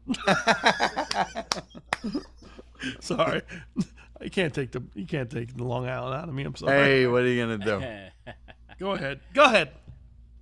Well, in any case, yeah, we have the green screen side, which is where that picture was taken from the perspective of, which is called a psych wall. It looks like ramps, and it makes a infinite background. How many people tried to walk up those ramps? I had a very, very, shall we say, juicy performer in that room that ran around the ramps, and that's why we got that big sign in there. It says, "Don't walk on the walls." Ramps. Yeah, Yeah. I remember. What else you got, Steve-O? What do you?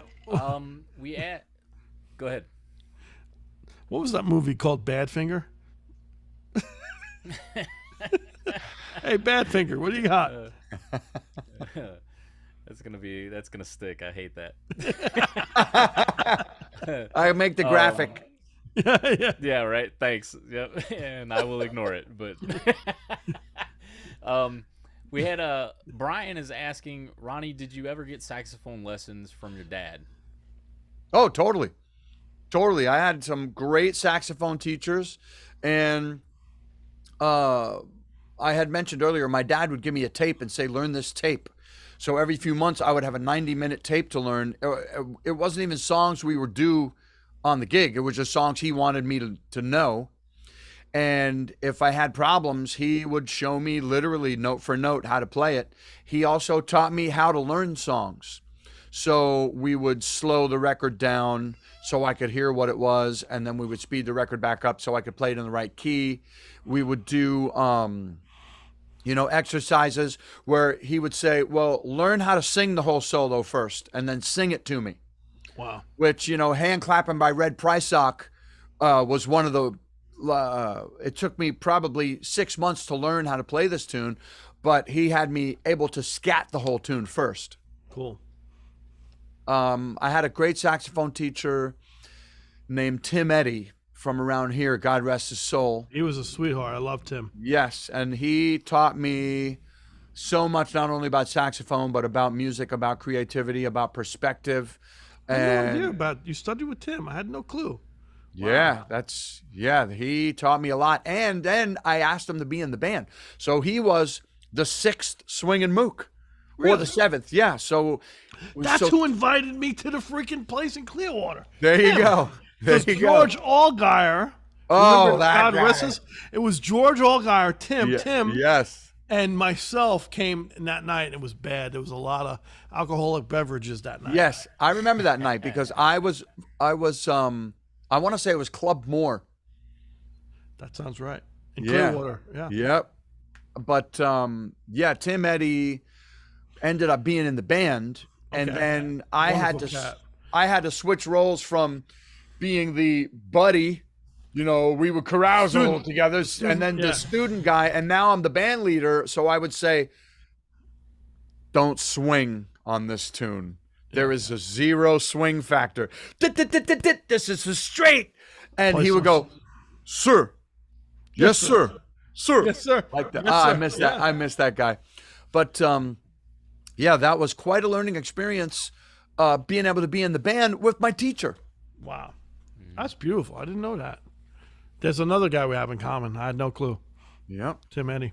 Oh, that dude was epic. He was epic, and your dad was so smart by giving you ear training Yes. indirectly, and then showing you how, if you couldn't figure it out, showing you how to figure it out. Right. Show me how to learn songs. That was huge. Yep. And that, getting back to what you said, that I was always the most prepared.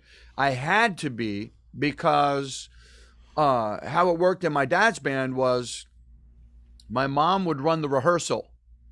My dad would never even come to the rehearsal. He would just show up expecting James Brown style for the song to be just like the record that he learned on his time. Yep. So there were no rehearsals with my dad. My mom would run rehearsal, but then once I was on the scene and it was my band, she was like, yeah, so me run a rehearsal means you run rehearsal and I'll just buy pizza. There you go. Yep. So Sure. That's wonderful, man. Wow. Yeah, it was funny because we both had great dads because my dad did the same thing with ear training. He would say, all right, I'm playing 8. At first he'd play like 2 bars of a tune right in front of me. And he'd cover his hands up. Yeah, play it back to me.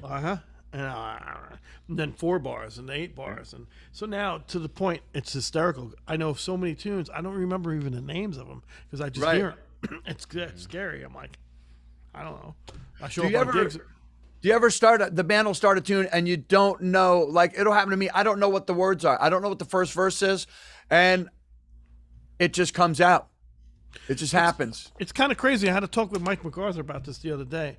He's like, oh, I want you to play on this tune, This I Dig of You. I'm like, and I was freaked out. I'm like, I noticed a couple changes in there. I remember the tune like being like weird, like on certain things. And then when I heard it, I'm like, oh, I've played that tune a million times. I'm like, that's This I Dig of You. And then so then I picked up I got my real book. I picked up the music. And I'm like, there's a couple changes in there that's like kind of not right. Yeah. And then I'm hearing, Mike's rhythm section playing, and they're playing it the real way. I'm like, oh, it's get over your head. It's just like music's it's an oral thing. It's not visceral. It's not, notation. So it's amazing how our dads gave us that oral stimulation of, yes, this is what it is, man. Here it is. Try to have this vibe. My dad said, no charts on the gig. I'm not paying you to look in that book the whole time. There you go. And he said, music, it's not in here. Music is out here. And that's what I want in my band. Wow. Very cool. And I had to tell T.Ë.T.I, because at one point we had a 4-piece horn section, and he charted everything out to the T like a real chart maker. Sure. I could give you my little chicken scratch chart, but this cat made real charts. And I had to tell him after a couple of gigs, he said, look, the book is incredible. The charts you made are awesome. Leave them home. Memorize them and then work on it from that point. Yeah. And if there's mistakes, it's fine. Yeah. No biggie. We'll be okay. With Maynard, it wasn't talked about, but we did that set with Maynard Ferguson for so many years. I made myself memorize it because I was missing so many things, and guys would be like, "How come your book's closed?" I'm like, "I know the book. It's right here." Yeah. And what's amazing is same thing with Blood, Sweat, and Tears, and then we were recording a couple Maynard tracks, Birdland, and I remembered, Stephen will tell you about this. I'm like, we're playing Birdland, and I remembered like 3 different parts of the harmonies. But I'm like, I think this is it. A couple wrong notes here and there. I'm like, but it's like you said, it's the whole outcome of the music. It's not. Yeah. Exactly. The blinders. So very well important. said. Yeah, it's out here. It's kind of interesting. It's kind of interesting you guys brought that up because one of the things, and there's a ton of great musicians in Chicago, but one of the things that kind of turned me off to the club scene is I started going out playing on gigs, and the lead vocalist would have an iPad. And that's great. I was checking the stocks. Yeah, but they were literally holding up a phone or an iPad in front of their face, reading lyrics. And they were common lyrics. Like if you're gonna do club dates, you're gonna know Superstitious. You're gonna know Respect. You're Shame gonna know on that you stuff. if you don't. Yeah. But at the same time, you go on break in between sets, and they'd be like, "Oh man, we got to get past this. I don't know how we get past this." And I'm like, "Well, stop reading the lyrics off of your phone in the middle of a club, But it's funny that you mentioned that. So. Yeah, that's the thing. A one-off tune you're never going to play again. I get it. Look at the lyrics and move on. But as a regular part of the show, unacceptable, unprofessional, and learn the songs. It's what we do. This is what we do. Exactly. Exactly. What else you got, Steve-O? Speaking of vocals, we did have another question, but I actually found something I was going to share really quick because I didn't have a good shot of the green screen room on the opposite side, but I did get a screenshot of a project that we actually did in the green screen room. We actually created this three-dimensional room. Nice. There in the green screen room. So the Ronnie only thing shooting the shots and Steven putting it together. Yeah, the only thing in this screenshot that's real is Carl, the chair, the horn, the mute, and the table. Everything else is done three-dimensionally in that green screen room. So figured I'd show them a result even if I couldn't. And great job on that. Oh, thanks. It was a challenge, but we got it. But funny thing is, and this is something that Carl doesn't even know. Carl has a dog that its 11th birthday is today, Gracie Fisher. And what's really funny is every single project that we do, I put Easter eggs in it. And he doesn't even know this is in here because you can't see it. But actually underneath this potted plant in the back here, there's a dog back there? Oh, really? No, there's a sock underneath the pot. Because his dog just constantly steals socks and runs around their house. Constantly. I have socks everywhere, man. It's crazy. That's beautiful. So, yeah, there's a hidden Gracie sock underneath that pot. That's hysterical, man. But anyway. But so that's that. But the question that we got in regards to the vocals versus instruments is Noah is asking if Ronnie ever thought about writing instrumental saxophone music or if you've always been leaning more towards the vocal side. That's a good question. I have thought about it and I have done it. We have instrumentals I think I might have done, off the top of my head, maybe 18 records or 19 records at this point in my life. And there's an instrumental on probably at least, God bless, at least on every other record. I have thought about doing my I Wish I Was David Sanborn album before, but alas and alack, I'm not, and I haven't done it yet. But yeah, I have thought about it and I will continue to do instrumentals. I'd like making long solo passages, and Carl's leaving. See you later. Love you, buddy. Bye. No, Carl just walked out. That's the way that the hang is, man. Sometimes when you're hanging at the bar, you just got to get up and walk. He's going to get his dog, I hope. Yeah, I'm going to go find Gracie. So yeah, no, that's great. So thank you for answering that for Noah. One of the other questions that we got, well, it's partially for both of you guys, but is asking, what elements of each other's playing do you appreciate the most?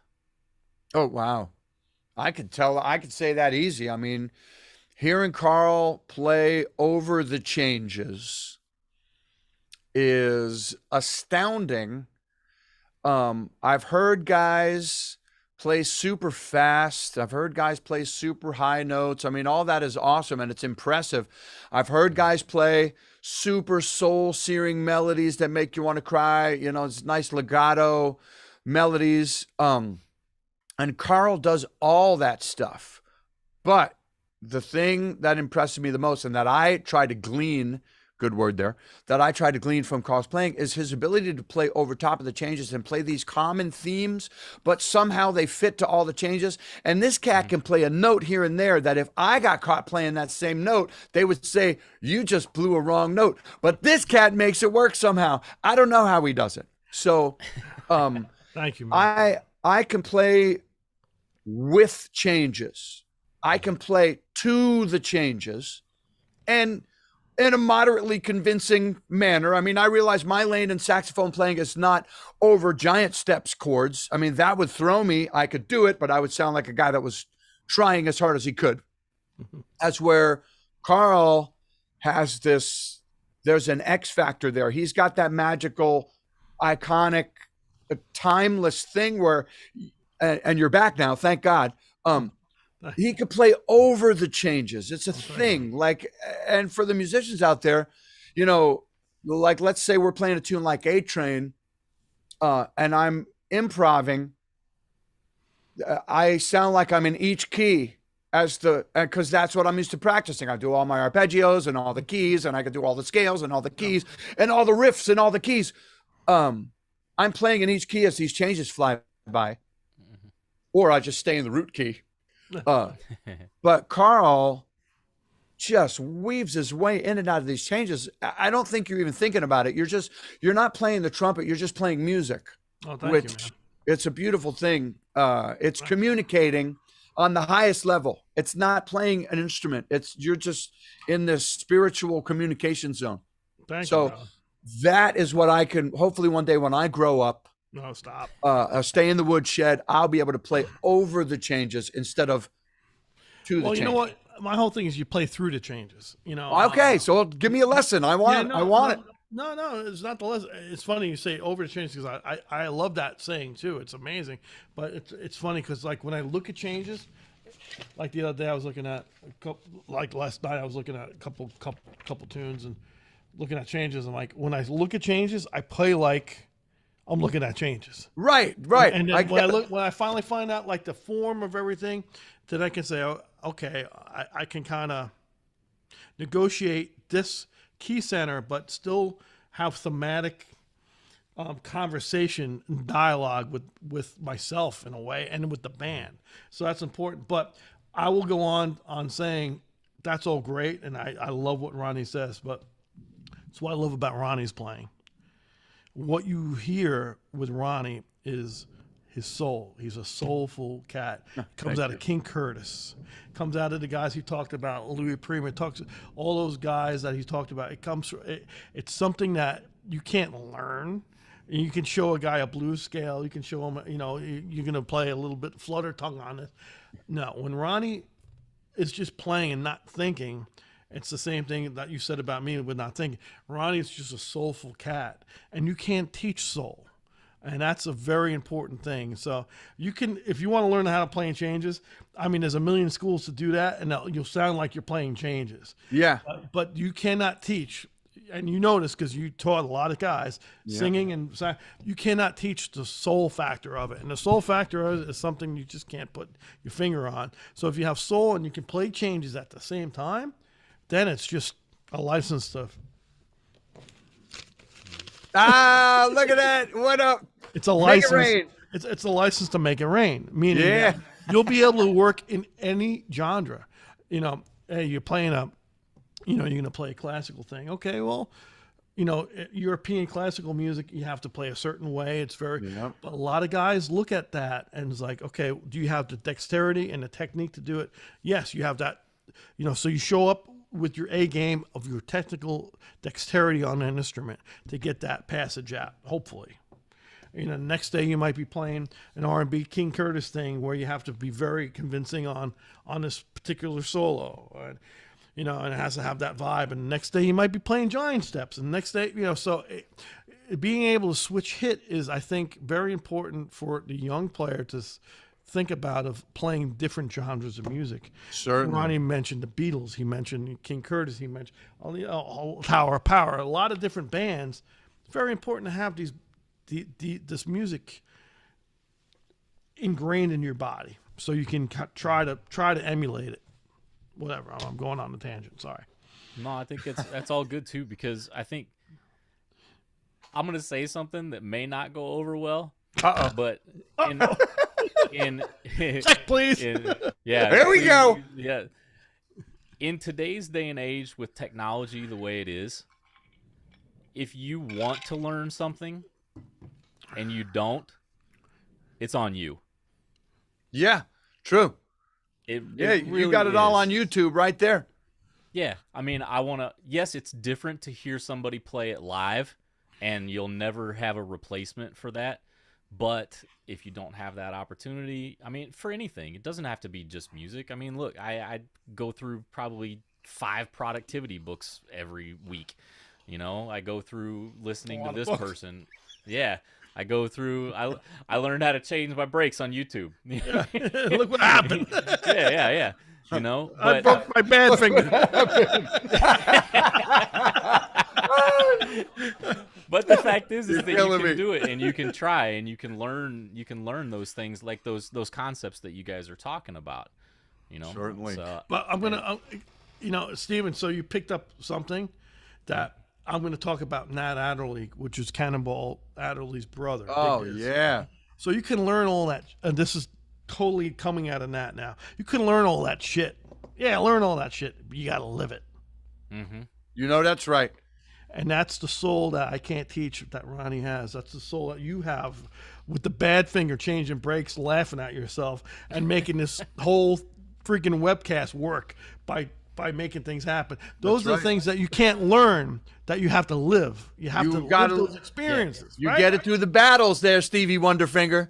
Yeah. You've been through you've been through the wars. I seen you operate. It's not that one. But you can read about it all day long until you do it. Yeah. And, yeah. So my son Jonathan is 16, and he is a producer, writer, programmer guy. Okay. He has hundreds of songs at this point, all done in his laptop. Cool. Clicking in these beautiful melodies onto a grid. Really?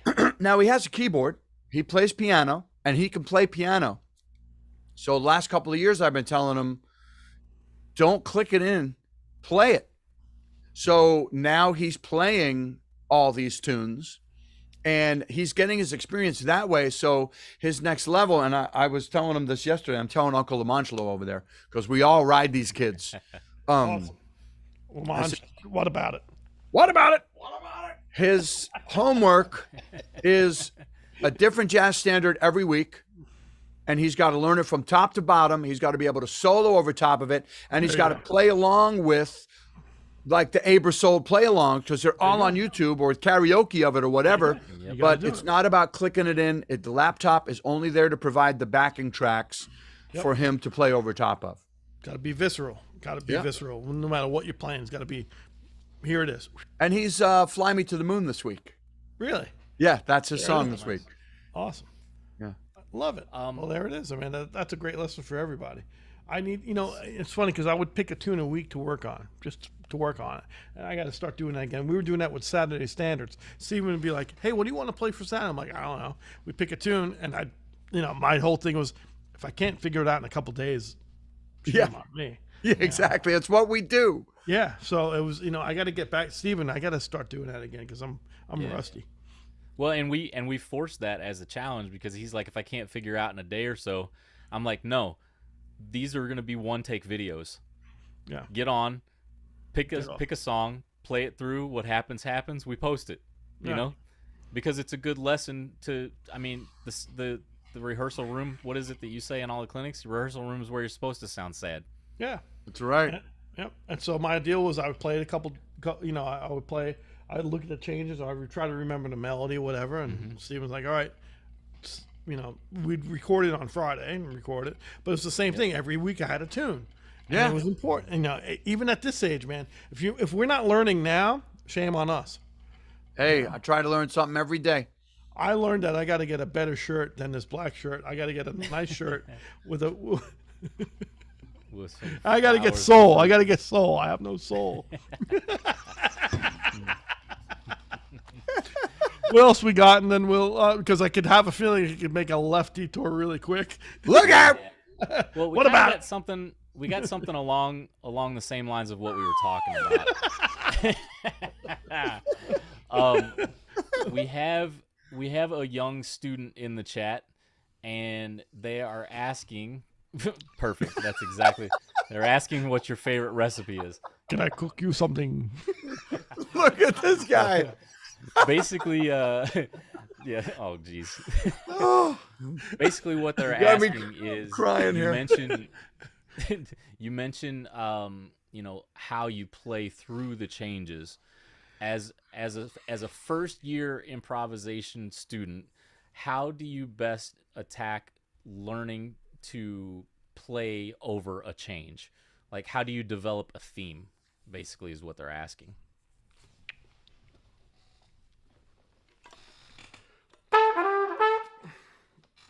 Take a couple notes. So that's 4 notes. All right, that's 4 notes. I'm going to take 2 notes. Okay, there's 2 notes, just 2 notes. That's the question. Here's the answer. All right, so.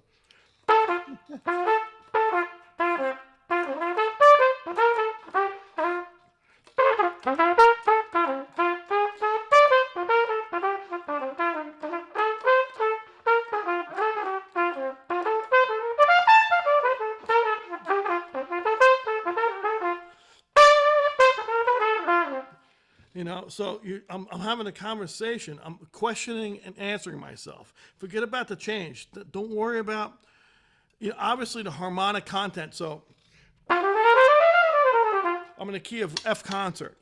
I think the first 4 notes I played when I first played a 4-note grouping, what was it?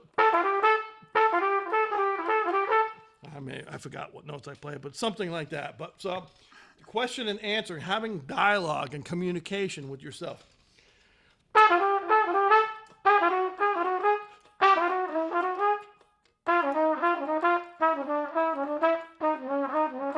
Playing it through the keys, being able to manipulate certain, there's always going to be jazz patterns.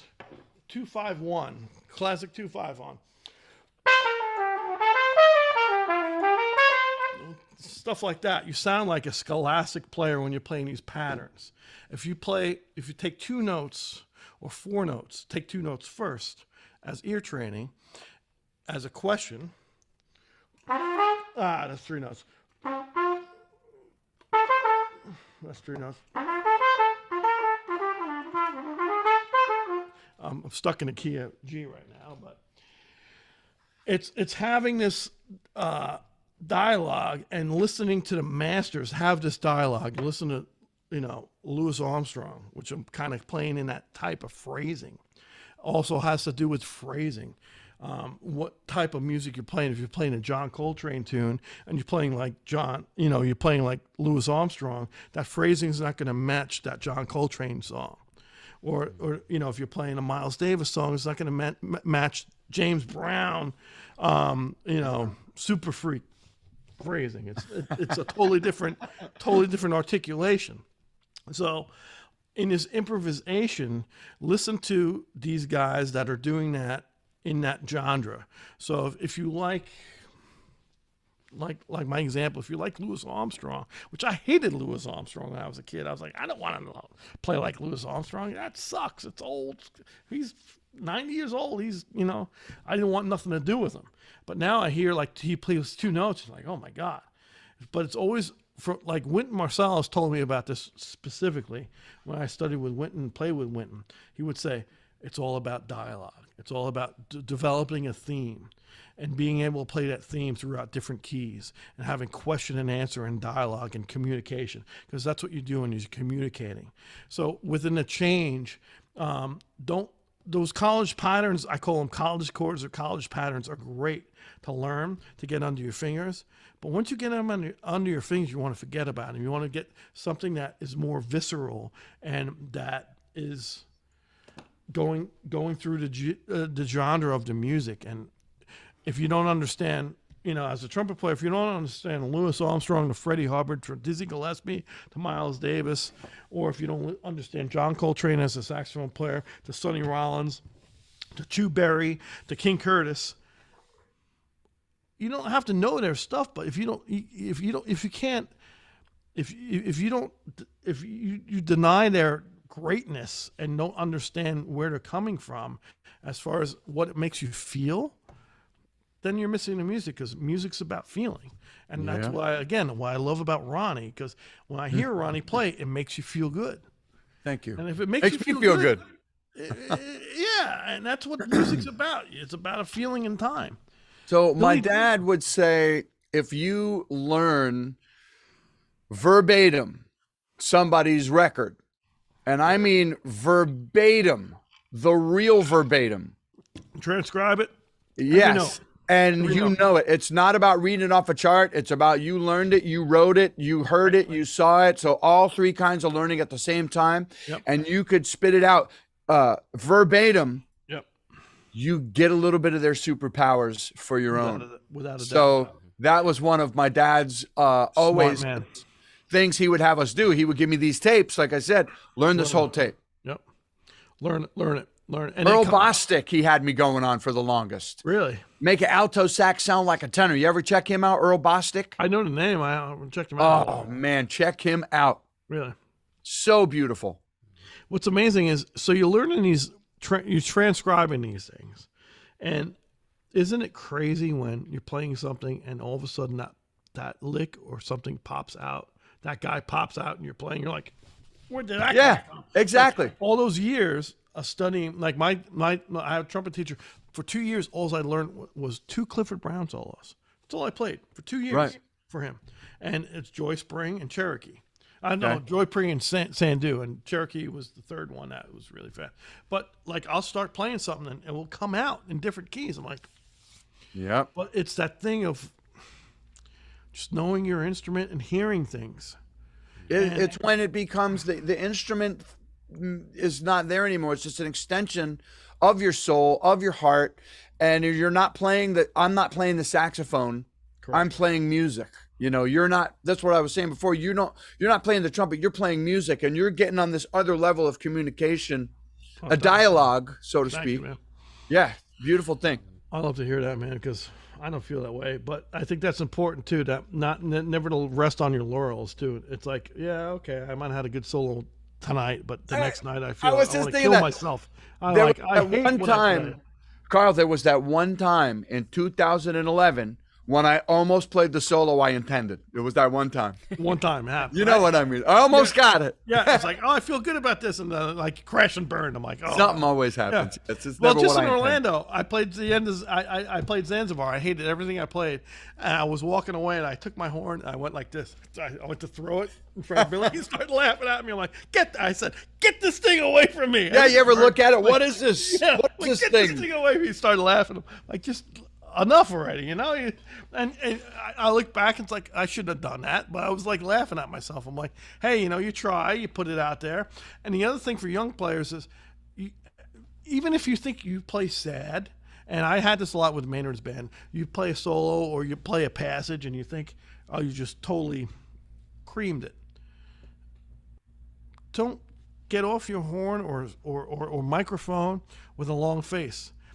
When it comes down to it, you're there to get away from a while. You're an entertainer. It's a show. It's a show. And they see you. They see you being miserable, and you don't want to be miserable. You want to be, I mean, it's one thing being honest and vulnerable, but you don't want to be miserable. I remember many solos in my younger days.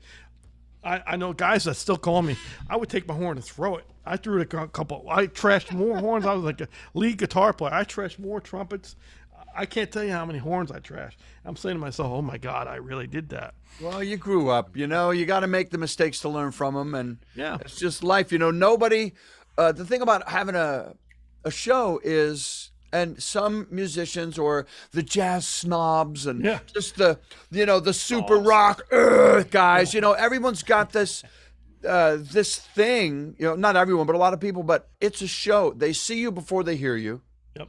They might have had the worst week of their entire life and saved up for a month to come see you play in this crappy, smoky thing that you're like, oh, this is going to suck. The PA sucks. This sucks. It might be the most magical night of their lives. I mean, how many times have you had a super crappy gig experience and someone comes up and it's like, man, that was the best thing. You hooked me up tonight. I feel like you took me to another level tonight. So that's why we play. That is why we play. And, you know, you never know who's out there and what they have going on. It's not for us to, you know, show them Elvis in his underwear. You know, everyone wants to see mighty, shiny, powerful, gorgeous Elvis. They don't want to see Elvis in his underwear. No. I don't even want to see myself in my underwear. Yeah, right. I don't even want to see you in underwear. Hey, you have underoos on? Do you have underoos on? They match the shirt. Oh my goodness. The carpet matches the drapes. You know that's right. That's great. All right, so we're taking it left. What we got? We have any more questions? No, it's good. Just to kind of bring that conversation full circle. One of the interesting things that I always notice, obviously, Maynard comes up on this show constantly just because of the massive influence that he's had, and kind of along those same lines, I don't know if a lot of people ever noticed it, but Maynard would control the reaction sometimes of the soloist. Like, there's been many times where if you look at videos of Carl soloing, Maynard, as soon as the last note comes out, Maynard's reaching over and shaking hands and bowing and saying thank you to the soloist. He didn't even give you time to react in a negative way, and he's like, "Yeah, that's my guy," and he was immediately talking you up, and you see that in a lot of band leaders, band directors too. I'm sure, but Ronnie's like that too. What's amazing, what freaked me out about Ronnie, and Maynard has this, but Ronnie has this. I remember right in that control room through that glass, we were playing. You had me come in and sit in on a Superstars thing, and it was one of those public concerts. Yeah, the events we had, which was great. You did one, Mike did one, I did one with my little thing, and I came and sat in, and you played at my face. You playing some stuff, and you set me loose. I did something, and within 2 seconds, you're like high-fiving me and grabbing me, and it was like that mentality of positivity. Yeah. Music. Hey, it's like, and I hate 90% of the things I play, I can't stand. There's very much I don't like about my playing, and I have this fight. I think all of us have a fight, but some are worse than others. But again, you telegraphed, and Maynard telegraphed this thing of, that's my guy. Hey, come on, let's play. And let's everyone defer to the soloist. I'm not trying to detract from what you're doing. I'm trying to funnel everybody's attention towards what you're doing. And something that always would get on my nerves when I see other bands play is, it's time for the trumpet player. That doesn't mean the keyboard player and the drummer are going to go harder. Get out of the guy's way. That doesn't mean the female singer is going to go check or watch. You turn towards the soloist. I'm paying attention to the soloist. So as the lead singer guy or the front man, now I'm diverting my attention to the soloist. It's respectful. That's why you're a great band leader. That is a class in itself, being a great band leader. And Maynard was a band leader. You're a band leader. You know how to funnel the energy. It's giving the kryptonite to the next guy, handing it off, and getting it back, and acknowledging the kryptonite. This guy or girl, she just sang the other night, Billy Joel, Orlando, at soundcheck. Crystal, you haven't sang in a while. Let's have a Crystal moment. What do you want to do in the middle of River of Dreams? And if you're a Billy head, Noah, you were there. At rehearsal, we're freezing. We're trying to get off the stage at not rehearsal, soundcheck. And we're like, Mark said something, and I said something. Last time Crystal did something, we kept dancing in the streets. It was, and she goes, let's do Dance in the Streets. We played it, and she did it, and it was like this beautiful, and there's write-ups about it. She killed it, as she always kills everything. And it was Billy's thing of, here's the kryptonite. It's your turn. Yeah. Give me a rest, and I'll acknowledge you. And she, and it's a true sign of a band leader. Maynard had it. Billy has it, which is crazy. You have it. Not a lot of people have that, Mike MacArthur's really good at that too. It's like letting guys kind of do what they do. Yeah. But there's a difference in doing it and living it. And what I see with all your bands throughout the years, with the Swinging Moocs, D-Force, the first band you heard it with, and Superstars, you've been consistent with it, and that's. Thank you. My hat's. I'm going to take my hat off for you. Ha! I'm going to go get my hat. My hat's off for you. Hey, Steven, take your cast off for him. I mean your hat. You don't want to see that. Bad finger. There you go. Oh! Ouch. Yeah, it's a different color. Oh! You're welcome. Hey, bad finger. Look out. Stevie Wonder fingers coming at you there. Purple. Oh, He's man. blind in his finger. That thing is fat and swole. But I got new brake pads and rotors. Oh, man. It was worth your finger. Yeah, exactly. At least I'm not a piano player, right? That's awesome. Let's give Steven the finger. Hey, everybody. What's up there, Fat Finger? Fat Finger McGee. I'm gonna have to I'm gonna put filters on you guys here in a minute. Yes. Thank you. We have any more things in the chat? If not, we'll kind of wrap it up because it's been a long, stormy night we're here about in 2.5 St. Pete. hours. So. Oh Jesus! Holy crap, Ronnie! We have a lot to say. Yeah, what are you gonna do? Hey, it's your anniversary. Hey, I hang out with you all day. Hey, happy anniversary. Thank you. Yeah, look, thanks, honey. Love you. Love you, babe. Happy anniversary. That's right. I can't even do that. I may not be able to after my doctor's appointment tomorrow either. But anyway, so I'll say thank you to everybody who made the trip over from Facebook and Twitter and LinkedIn. Sorry for the issues that we had with the technology. Here Facebook, thank you. No, it's YouTube. Right? Yeah, right. YouTube. So thank you for everybody that joined in and participated in the chat. I will leave it with we had a chat message just come in from another great Clay Perry. Oh, says love the positivity tonight, guys. So I will leave it with that positive chat note there, and I'll say thank you to Ronnie for putting up with our technical difficulties and just hanging with us. Hey, you's worth it, all right? Forget about it. Hey, it was pretty good, huh? And so that's all for now. Probably what I'm gonna do is I'm gonna edit this down and put it into a little bit better format for everybody else to watch on the replay. Without this will be up there. Yep. Come on. Put it right in your face there, buddy.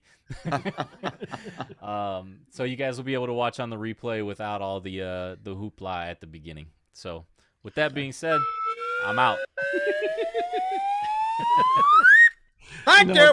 That's really your calling. I got to tell you, that's really your calling, Ronnie. Hey, I'm making a whole record of that, man. I think you should. I just ordered a contra bass one. I'm waiting for it to come in. You think you should call it the fruits and vegetables of slide whistle with that same shirt? Is that cherries or is it autumn leaves? It's autumn leaves. It's a Picasso. No, we gotta laugh, man. So, Steven, both Ronnie and I are gonna abuse you and thank you at the same time. Thank you, Steven. Thank you. Thank you.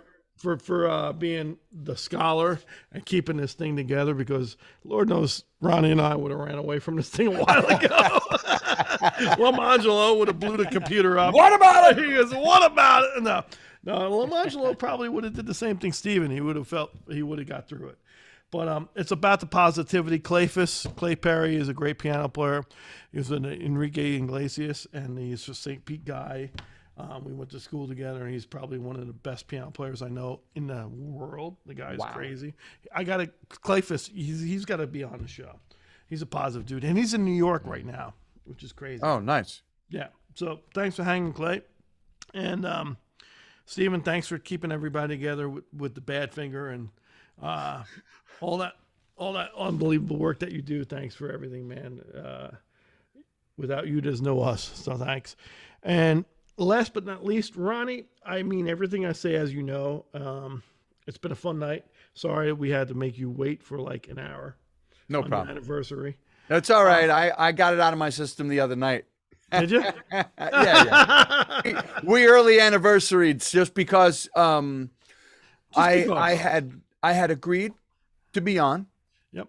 And I'm newly married. I mean, it's only my second anniversary, and I 100% spaced that it was my anniversary. So I said to Renee, I said, look, here's the choices. Yeah. I can tell Carl I got to reschedule, and it would have been the second time, or I could take you out on Sunday and Monday. Oh, there you go. So you have 2 days instead of one day. Yeah. So she was like, all right, that's fine. Just tell Carl I said hi. I love her, man. I love you too, man. Thank you for doing it. And, I love you, brother. Thanks for having me on. People, the people that came and the people that will watch will learn not only through you, but through your lineage of your father and your late mother, God rest her soul, and everybody around T.Ë.T.I, all the people around you that have been supportive. I can hear it in your soul and in your playing, which is amazing. Thank you. I'd like to thank Mike MacArthur and Doug Johnson and Lamangelo for being your cohorts at All Access Recording. Because so lucky to be surrounded with these people. They make my job easy. What a positive place and fun place, and what a musical creative space that you guys have made in a town that is very transient and unsoulful. So thank you. For you guys doing that in this town is pretty amazing. So thank you. And I'm going to leave you with one question. Yes, sir. Before I leave you with the question, we're in 2 weeks. I'll do a little preface. In 2 weeks, which is, I got to look, it's going to be March 29th, I believe.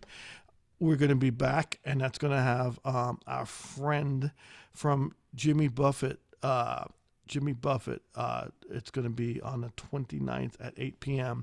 Jimmy Buffett's boat captain, Vinny LaSorsa, and his wife, Sarah. Oh, a nice Irish cat. He's a nice Irish Italian. He's a good buddy of mine, unbelievable captain and fisherman. He's going to be on. He's been with Jimmy for a long time, and he has his Last Mango thing, and he does a whole bunch with the veterans from all armed forces, taking them fishing, hunting, and his program's amazing. So he's going to be on, hanging with us, and what I love about this is I have Ronnie 1 week. I have Ozzy Melendez, different walks of life, and we all bleed together. It's the same blood, and it's just about being positive. So that being said, Ronnie's probably one of the most positive guys I know, and I'm going to pose this question to you. What are you looking forward to in the future, my man? Oh, man, that's an easy one for me. I am looking forward to the shows really being back. You know, this gig season was still a little sketchy, but next summer, next season, it's going to be all back, all the outdoor shows. Now, in the circuit that I'm in, you know, it's the Beer Bourbon Barbecue Festival, it's the St. Petersburg Blues Fest, it's stuff like that, and those shows are going to be in full effect. I am looking forward to getting back out there in front of the people. And finding that moment that you don't even realize you're playing. You're just communicating. Just going. You know? Just going for it. I love it. Well, we can't wait to see you and hear you. And thanks for your time. And the studio and the hang, as always. Thanks everybody for making the hang. And we'll talk all soon. Hang out. Thank you so much. Peace out. I love you, Carl. Love you, man. Thank you. Hang out.